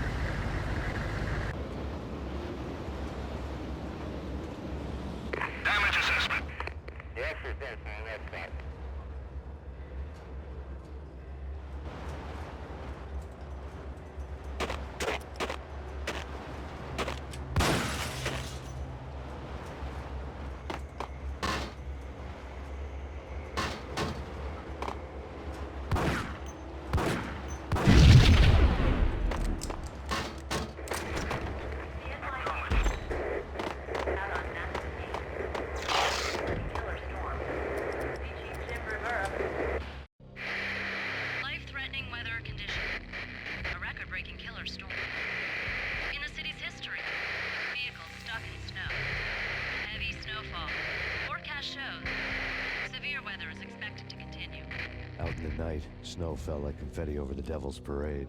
The storm was anything but over.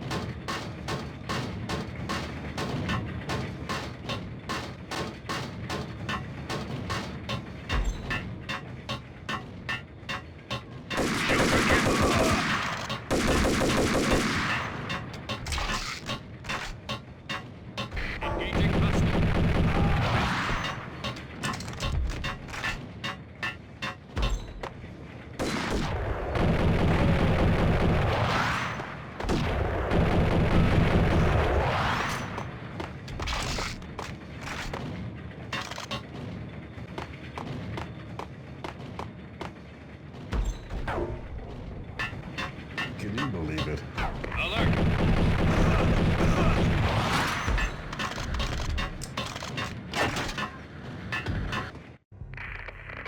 Perimeter breached. The facility has been compromised. Repeat, the Deep Six has been compromised. Initiate Operation Deadeye. The walkie-talkie military lingo could mean only one thing.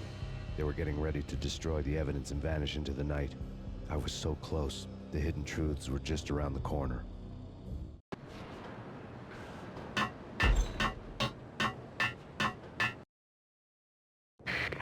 Possible infiltration in progress.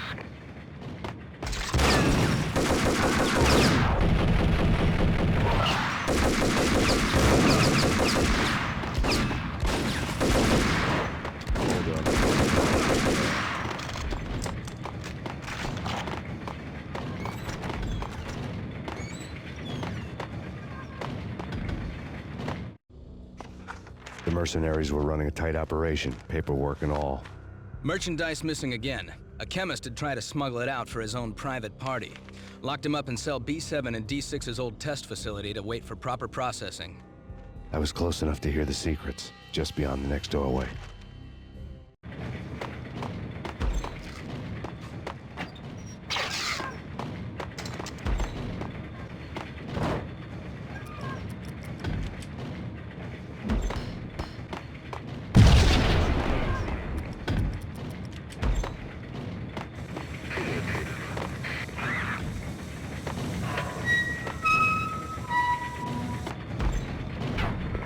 Obstacle in place.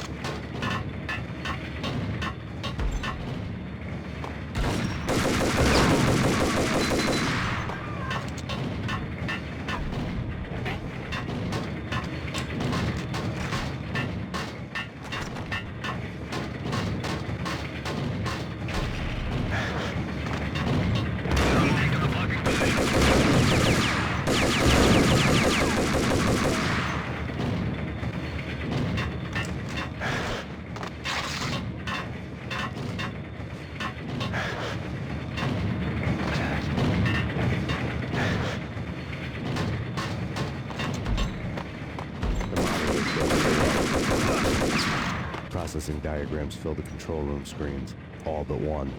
An elevator titled D6 on one of the screens, somewhere onward.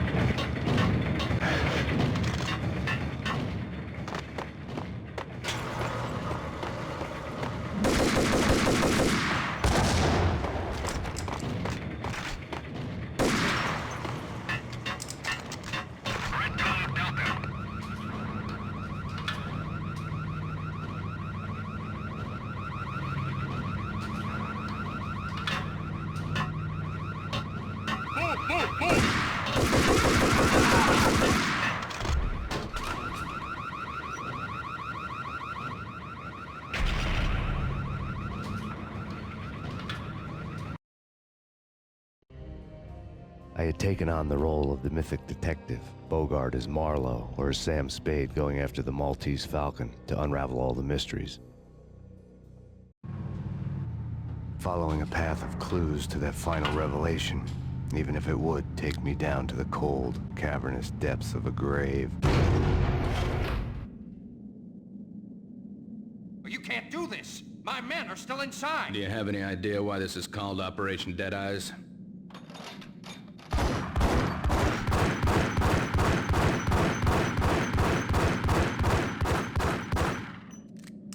I think he's dead already. Let's do it.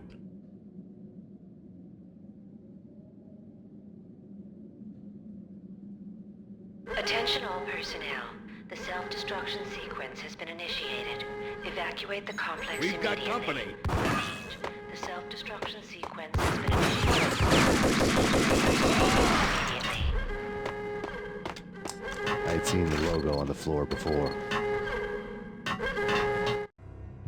There was an old army bunker under the steel mill. I knew the military plaque on the floor. I had seen 1,000 variations of the insignia on crumbling brick walls everywhere in the city. The sword replaced by a syringe. Project Valhalla, V for Valkyr, V for Valhalla. All of a sudden it read like a crackpot conspiracy theory.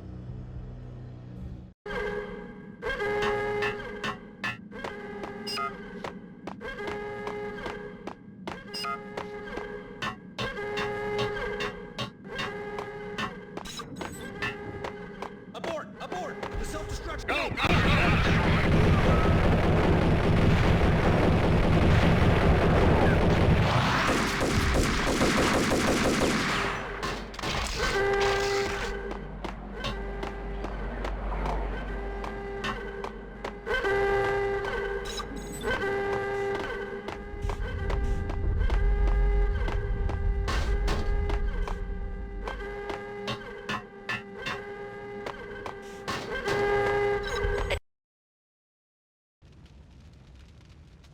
Attention all personnel. The self-destruction sequence has been initiated. Evacuate the complex immediately. The chemist had been using the workstation when he died. The half-life of the lab rat had ended online, his password blinking on the screen. 665, the neighbor of the beast.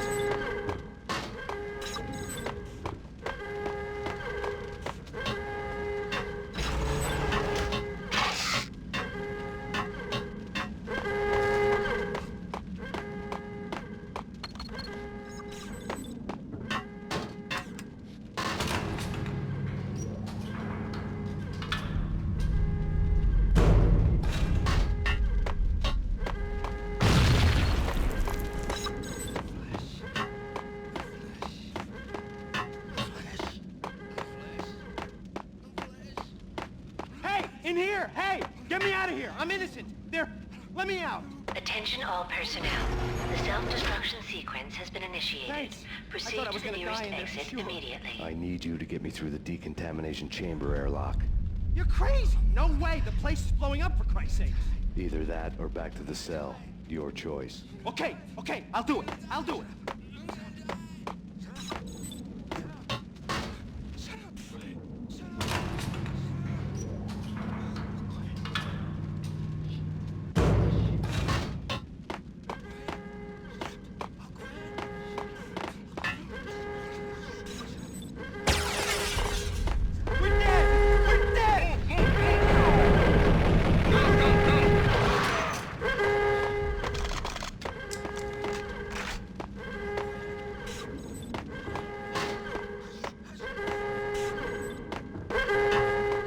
Get in! I'll punch you through! You did a bad thing. Bad. Decontamination.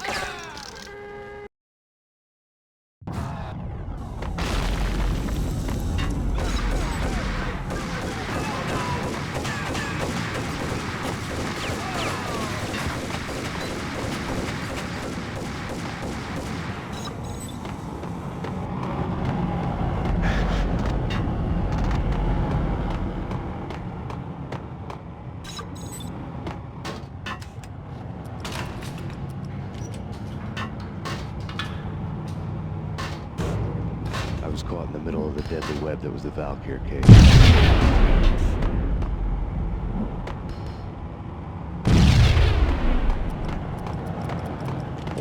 COD terminals. Top secret. Project Valhalla. U.S. Army. Yggdrasil Network. Valhalla, the otherworldly place in Norse mythology where the bravest heroes spent their afterlife feasting and fighting forever, their wounds miraculously healed night after night. Valkyr, the maidens who chose the most courageous Viking warriors and carried them to Valhalla. 1991.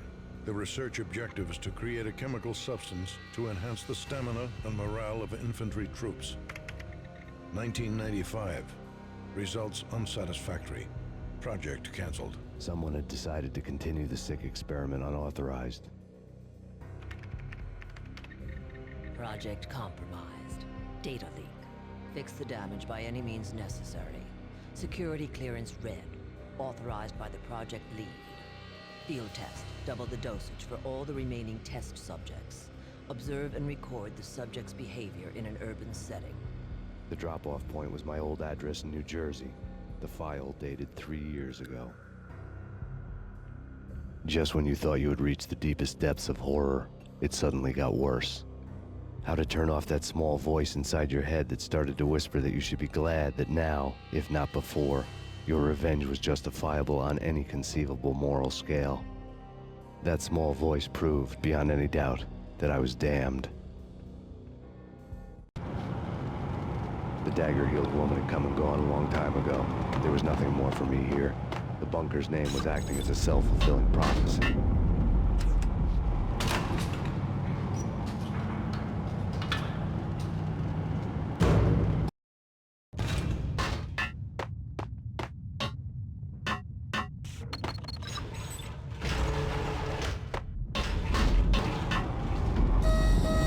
Decontamination. Self-destruction image. 26, 25, 24, 23, 22, 21, 20, 19, 18, 17, 16, 15, 14, 13, 12, 11, 10, 8, 7, 6, 5, 3, 2,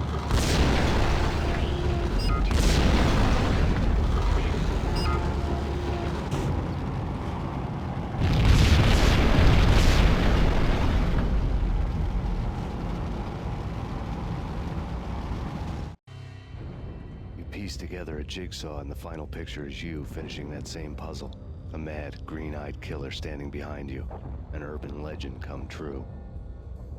The Project Valhalla test subjects had been the mad junkies who had murdered my loved ones. The rest was simple body count math. It all pointed to her. Ms. Valkyr. The factory went up in a fiery inferno behind me. All my leads were dead, turned to smoke and dust. I had lost my way. I hadn't slept in a million years.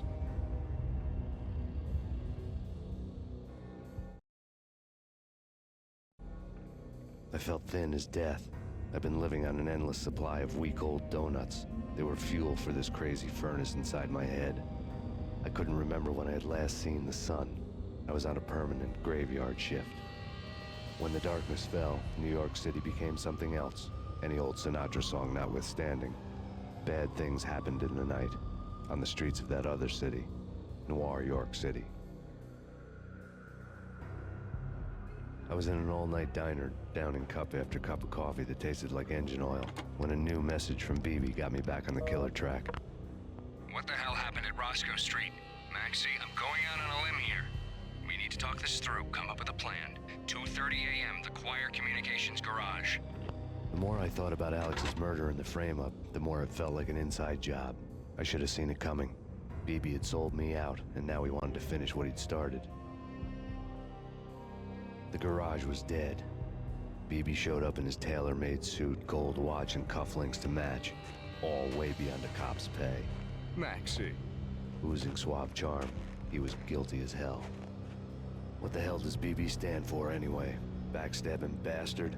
Come on, don't be like that. Have a cigar. I don't smoke. Maxie, you have no idea how big this is. It's huge. You have no idea. I think I do. You're a bribe-taking bent cop who sold out his partner.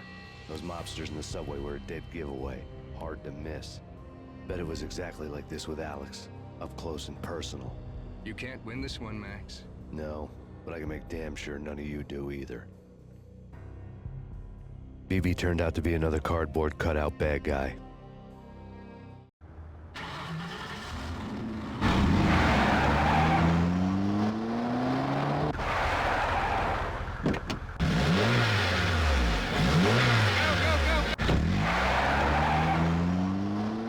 A bad cop on the take. A cowardly right-hand man fleeing from the scene, leaving his paid thugs to do his dirty work.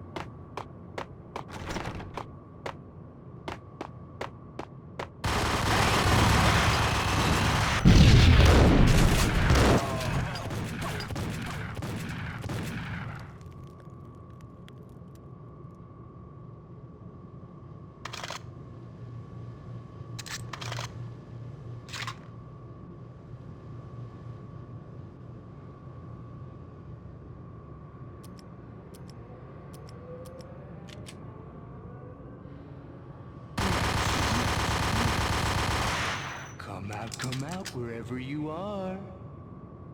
You know, I really hate people who refuse to see the inevitable. Refuse to do the smart thing.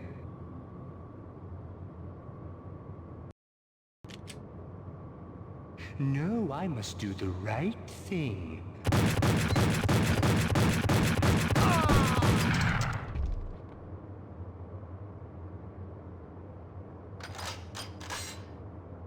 A payphone started to ring. Yeah. Max Payne? Whatever does it for you. This is Alfred Woden. I can give you the name of your enemy. Come to the Asgard building presently. We are expecting you.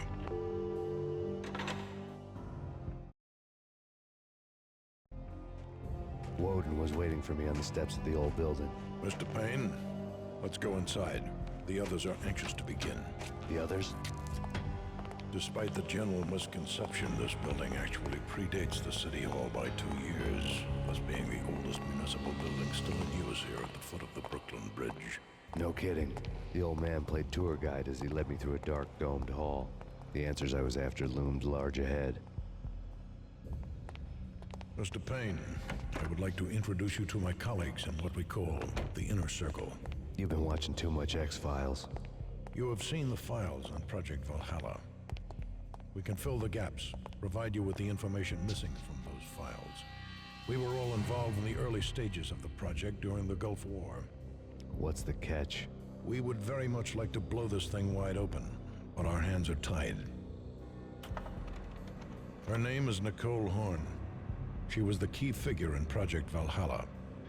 When the funding was discontinued, she simply refused to quit. She knew exactly what she had in her hands. Nicole Horn is the president of Aesir Corporation. She has more than half the city in her pocket. This must be kept under wraps. If you try to go public with this, we will deny any knowledge. We need you to take her out. Afterwards, we can protect you. Make all the charges go away. That was the cue for the killer suits to kick in the doors and swarm inside. It was an impressive floor show, but I decided to leave early anyway. It was only a one-story fall.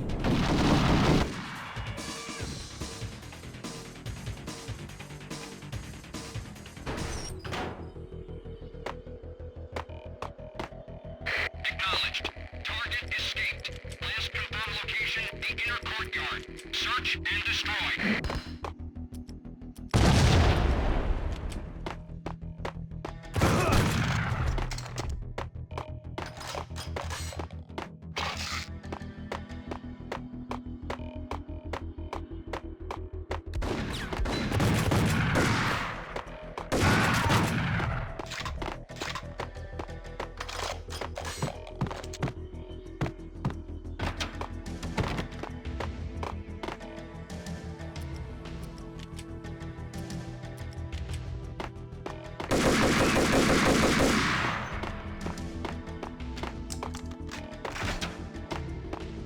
One of the monitors.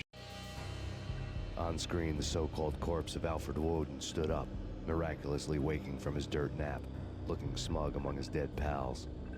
In the land of the blind, the one-eyed man is king. I didn't know how he'd pulled it off, but it was a pretty slick way to get out of all his promises. Most of what he had said fit too well to be a load of crap.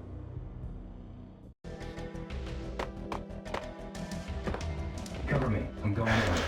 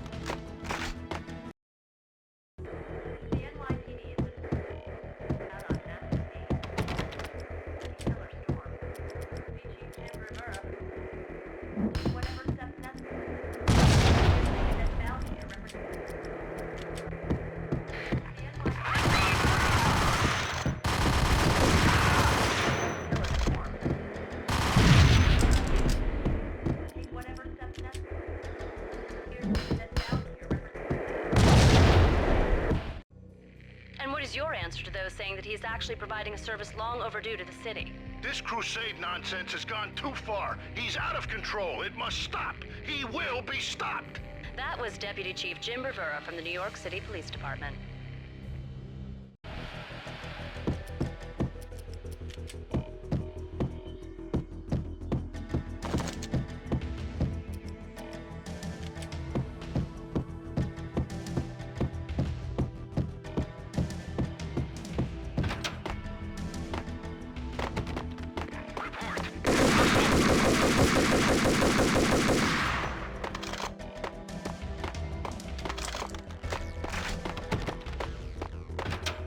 A videotape lay on the desk.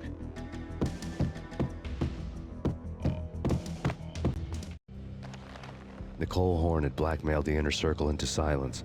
The tape came with a curt extortion note on a piece of expensive paper. I remembered Candy Dawn taping her clients in action on the side, selling the tapes to the highest bidder. I was sure that kinky sex was nowhere near Alfred Woden's worst sin. But I had a feeling that when this was over, any collateral would come in handy. Woden had left me a present. Woden had taken care of my mission preps with military precision. The critical areas in the Aesir Corporation headquarters blueprints were circled in red. The president's office was at the top of the building, right below her penthouse suite.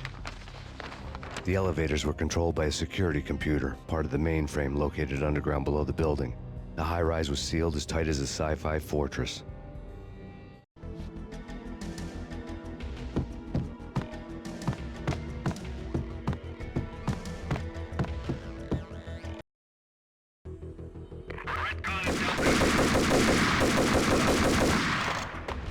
Moving to the danger area.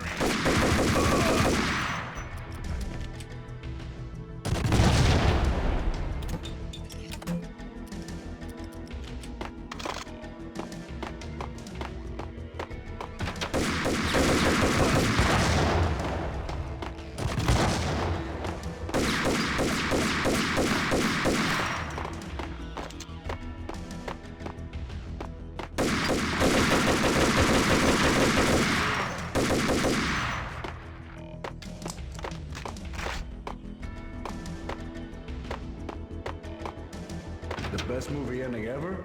Gotta be Butch Cassidy and the Sundance Kid. A hero's end, going out with guns blazing. Never heard of it.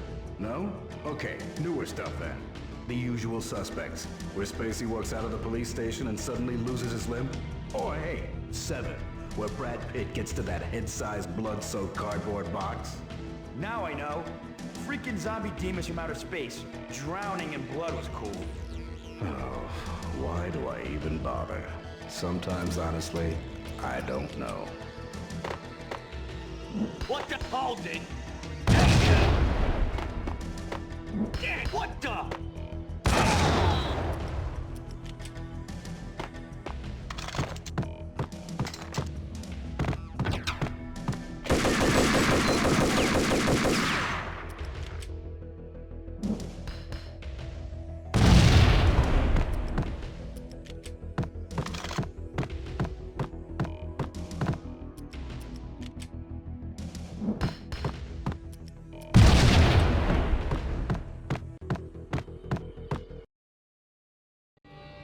I had dreamed of revenge. Those dreams were always nightmares, of coming close and then failing. Now I was close. I had a name to guide me, Nicole Horn. I had nothing to lose.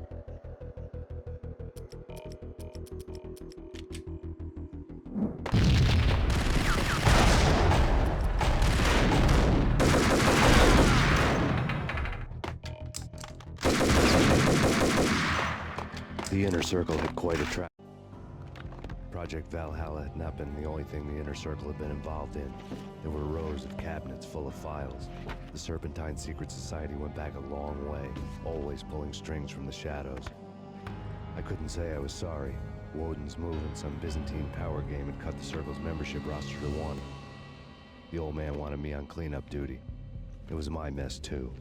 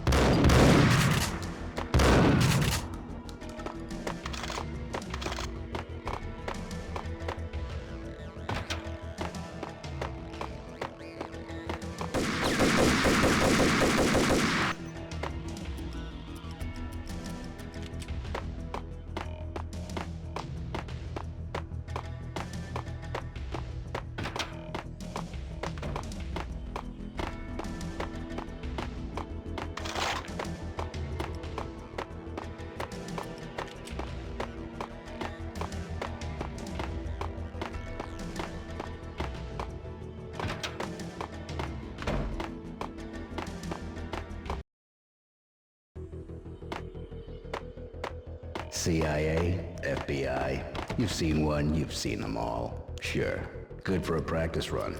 But this, working for her, oh, this is the real thing. The money's astronomical.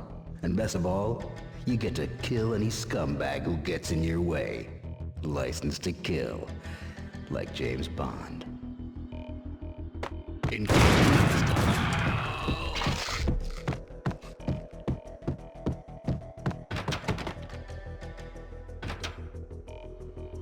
Take him down. Shoot to kill. Let's finish this.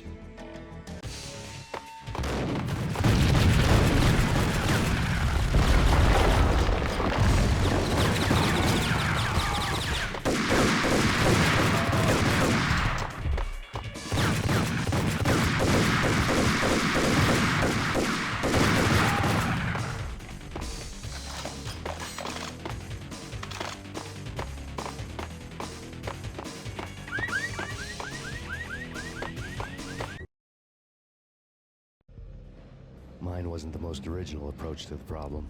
It wasn't as if it hadn't all been done before. An eye for an eye, the first principle of revenge. Old as dirt, still going strong. The cardinal rule in going after someone with an intention to kill was not to make it personal, which it almost always ended up being anyway. It did with me. I took my time, cruising around the city in the snow. There was no hurry. I knew what I had to do now.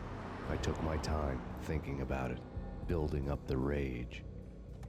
When I was ready, I parked the stolen wheels at the front entrance of the Aesir Corporation headquarters. Got out, got in, got cracking. I had a bullet with Nicole Horn's name on it. I had 10,000 bullets with the Hag's name on them. She had ultra-high-tech security systems, enough mercenaries and weaponry to start World War III. There was no fear. New York disappeared behind a veil of snow. I had crossed the threshold. This was her domain, sleek and sexy and soulless, all glass and steel. A place of color-coded security key cards, metal detectors, and surveillance systems.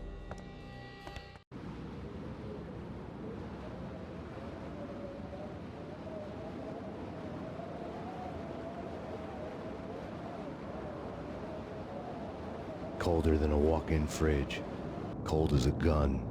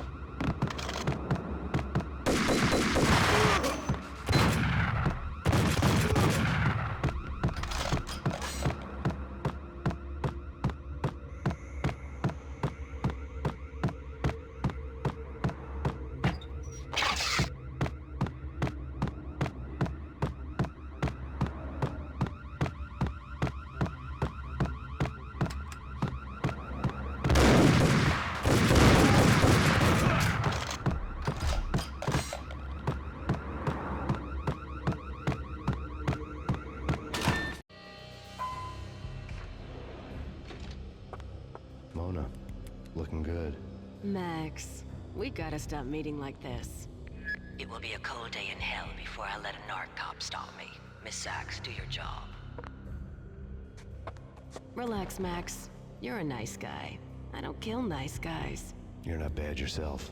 It was different when Horn wanted Punchinello dead. To cut her ties to the Mafia, he deserved to die. The same goes with her. She's the bad guy here. Her sister was whispering to her in my favor. I knew the appetites of ghosts intimately. They hungered for revenge. No! A gunshot boomed and she fell down in slow motion. She was a nice girl, not really a stone-cold killer. And now she was stone-cold dead. Like religious fanatics or loyal samurai, Horn's private army was coming at me. Request assistance.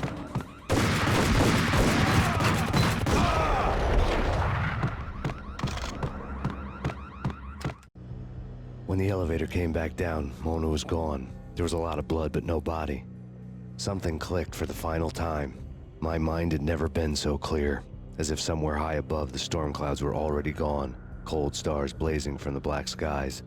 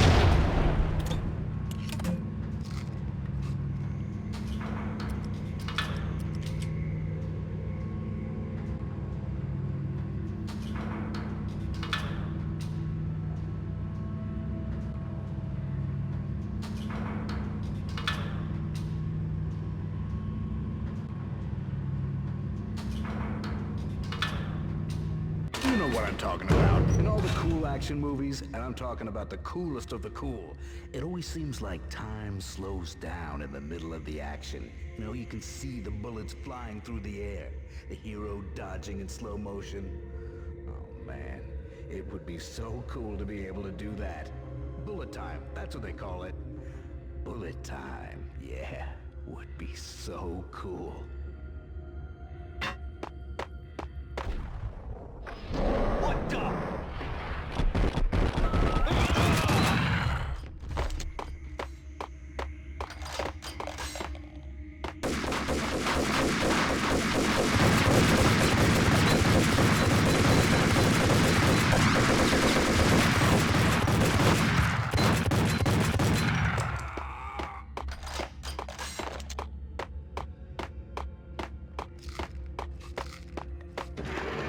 What the hell?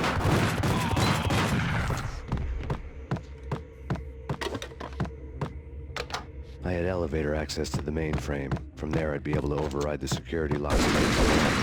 I had elevator access to the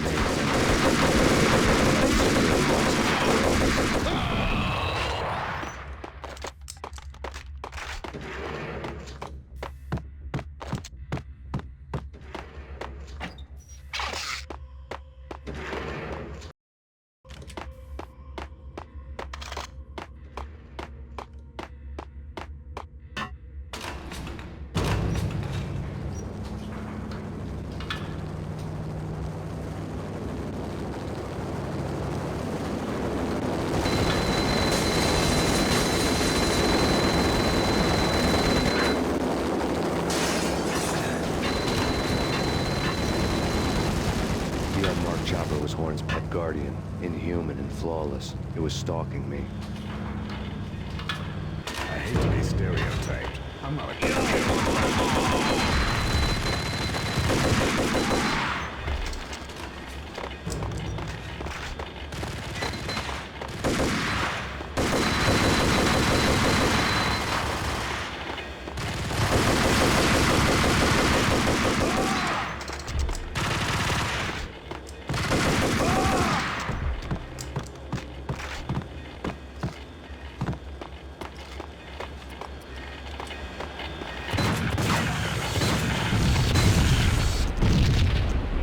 Locks were now offline. All bets were off. The elevator would take me all the way up.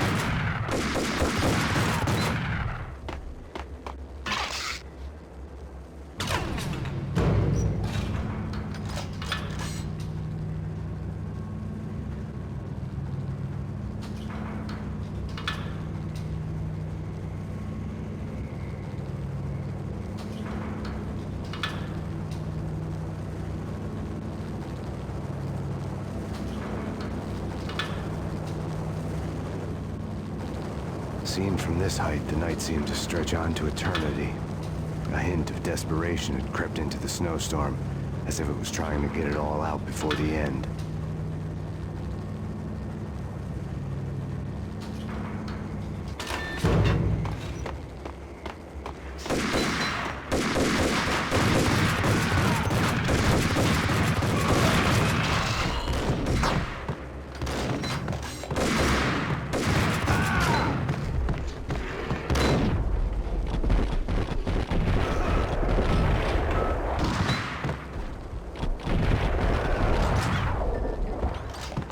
Horn's personal computer was on. Next to the printer was a neat stack of expensive paper. Hacking through Horn's computer would have unearthed files of criminal plans, strategies for world domination, spy helicopter reports, illegal wiretap recordings, internet porno, all of the above. Take your pick. I really didn't care anymore. I had seen too much of it already.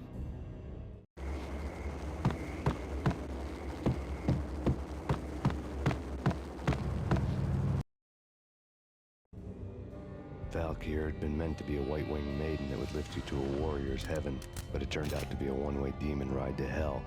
The devil was in the drug. I knew. I had met him.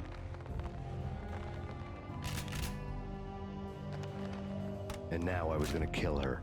The queen of the underworld who had tried to lift herself a bit closer to heaven with her drug money. No begging, no bribes. She knew better. Honor among killers. We who were about to die. Both of us knew how this would end, in pain and suffering. All this because your wife stuck her nose into things that were none of her business. The cops were coming to take me away. The sirens were like a bad conscience I couldn't shake. It's ridiculous you've made it this far. You won't be alive when they get here. Stop him!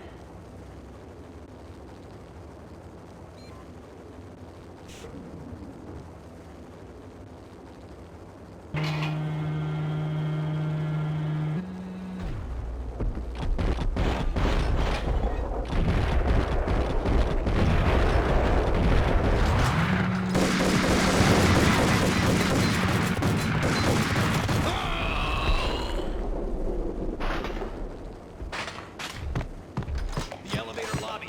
Get us back up now. Max Payne, this is futile. A waste of time. The deaths of your wife and daughter were necessary. Inevitable. It is done. You cannot bring them back. Nothing you do will make it any better.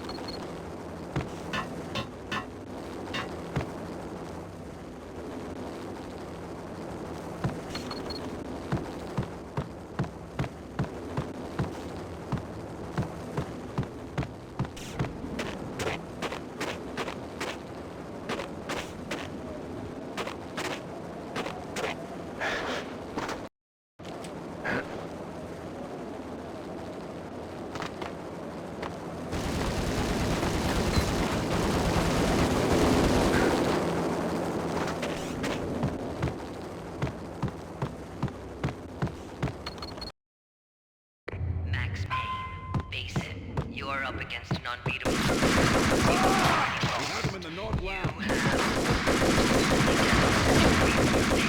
Accept it. Surrender. Give up.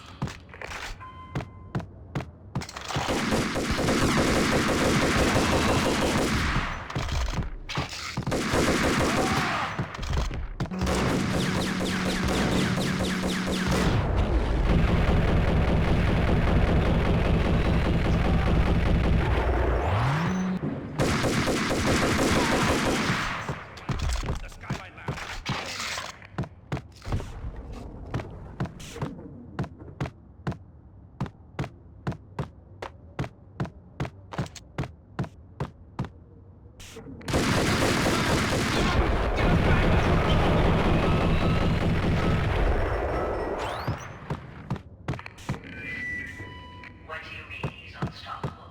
You are superior to him in every way that counts. You are better trained, better equipped. You outnumber him at least 20 to 1. Do your job.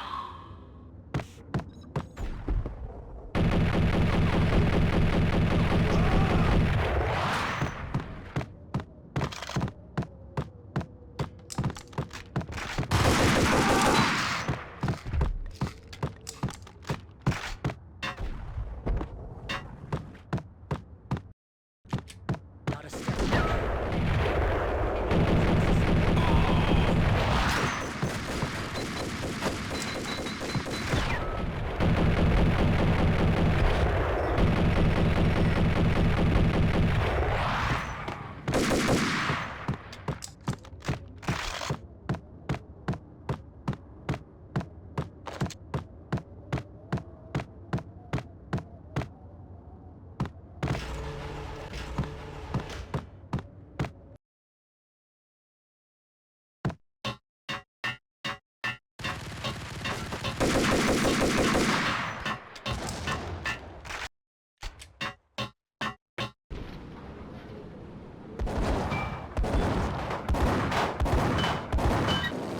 Roger that.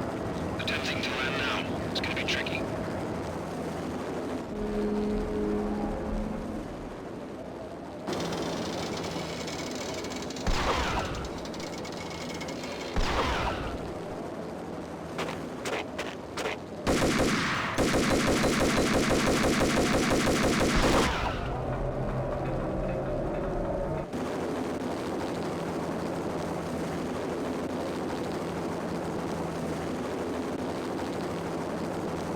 She's on board. We're out of here as soon as the wind dies down.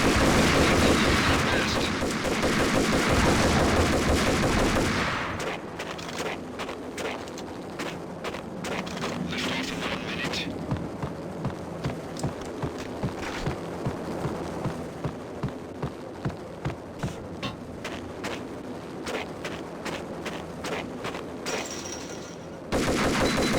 Lift off in 45 seconds.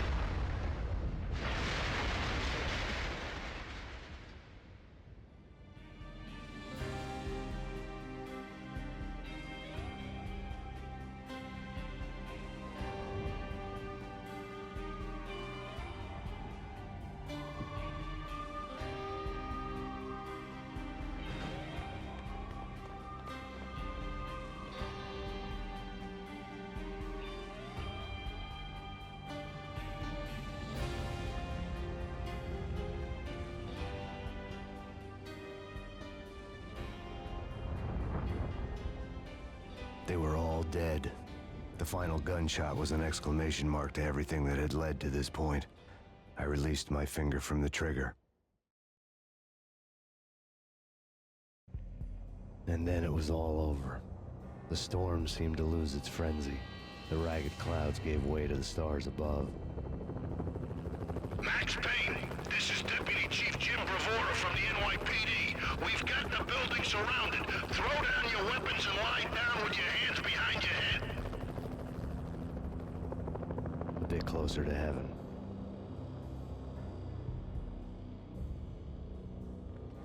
The cops' voices were distant and muted. Freeze! NYPD! Hold it right there!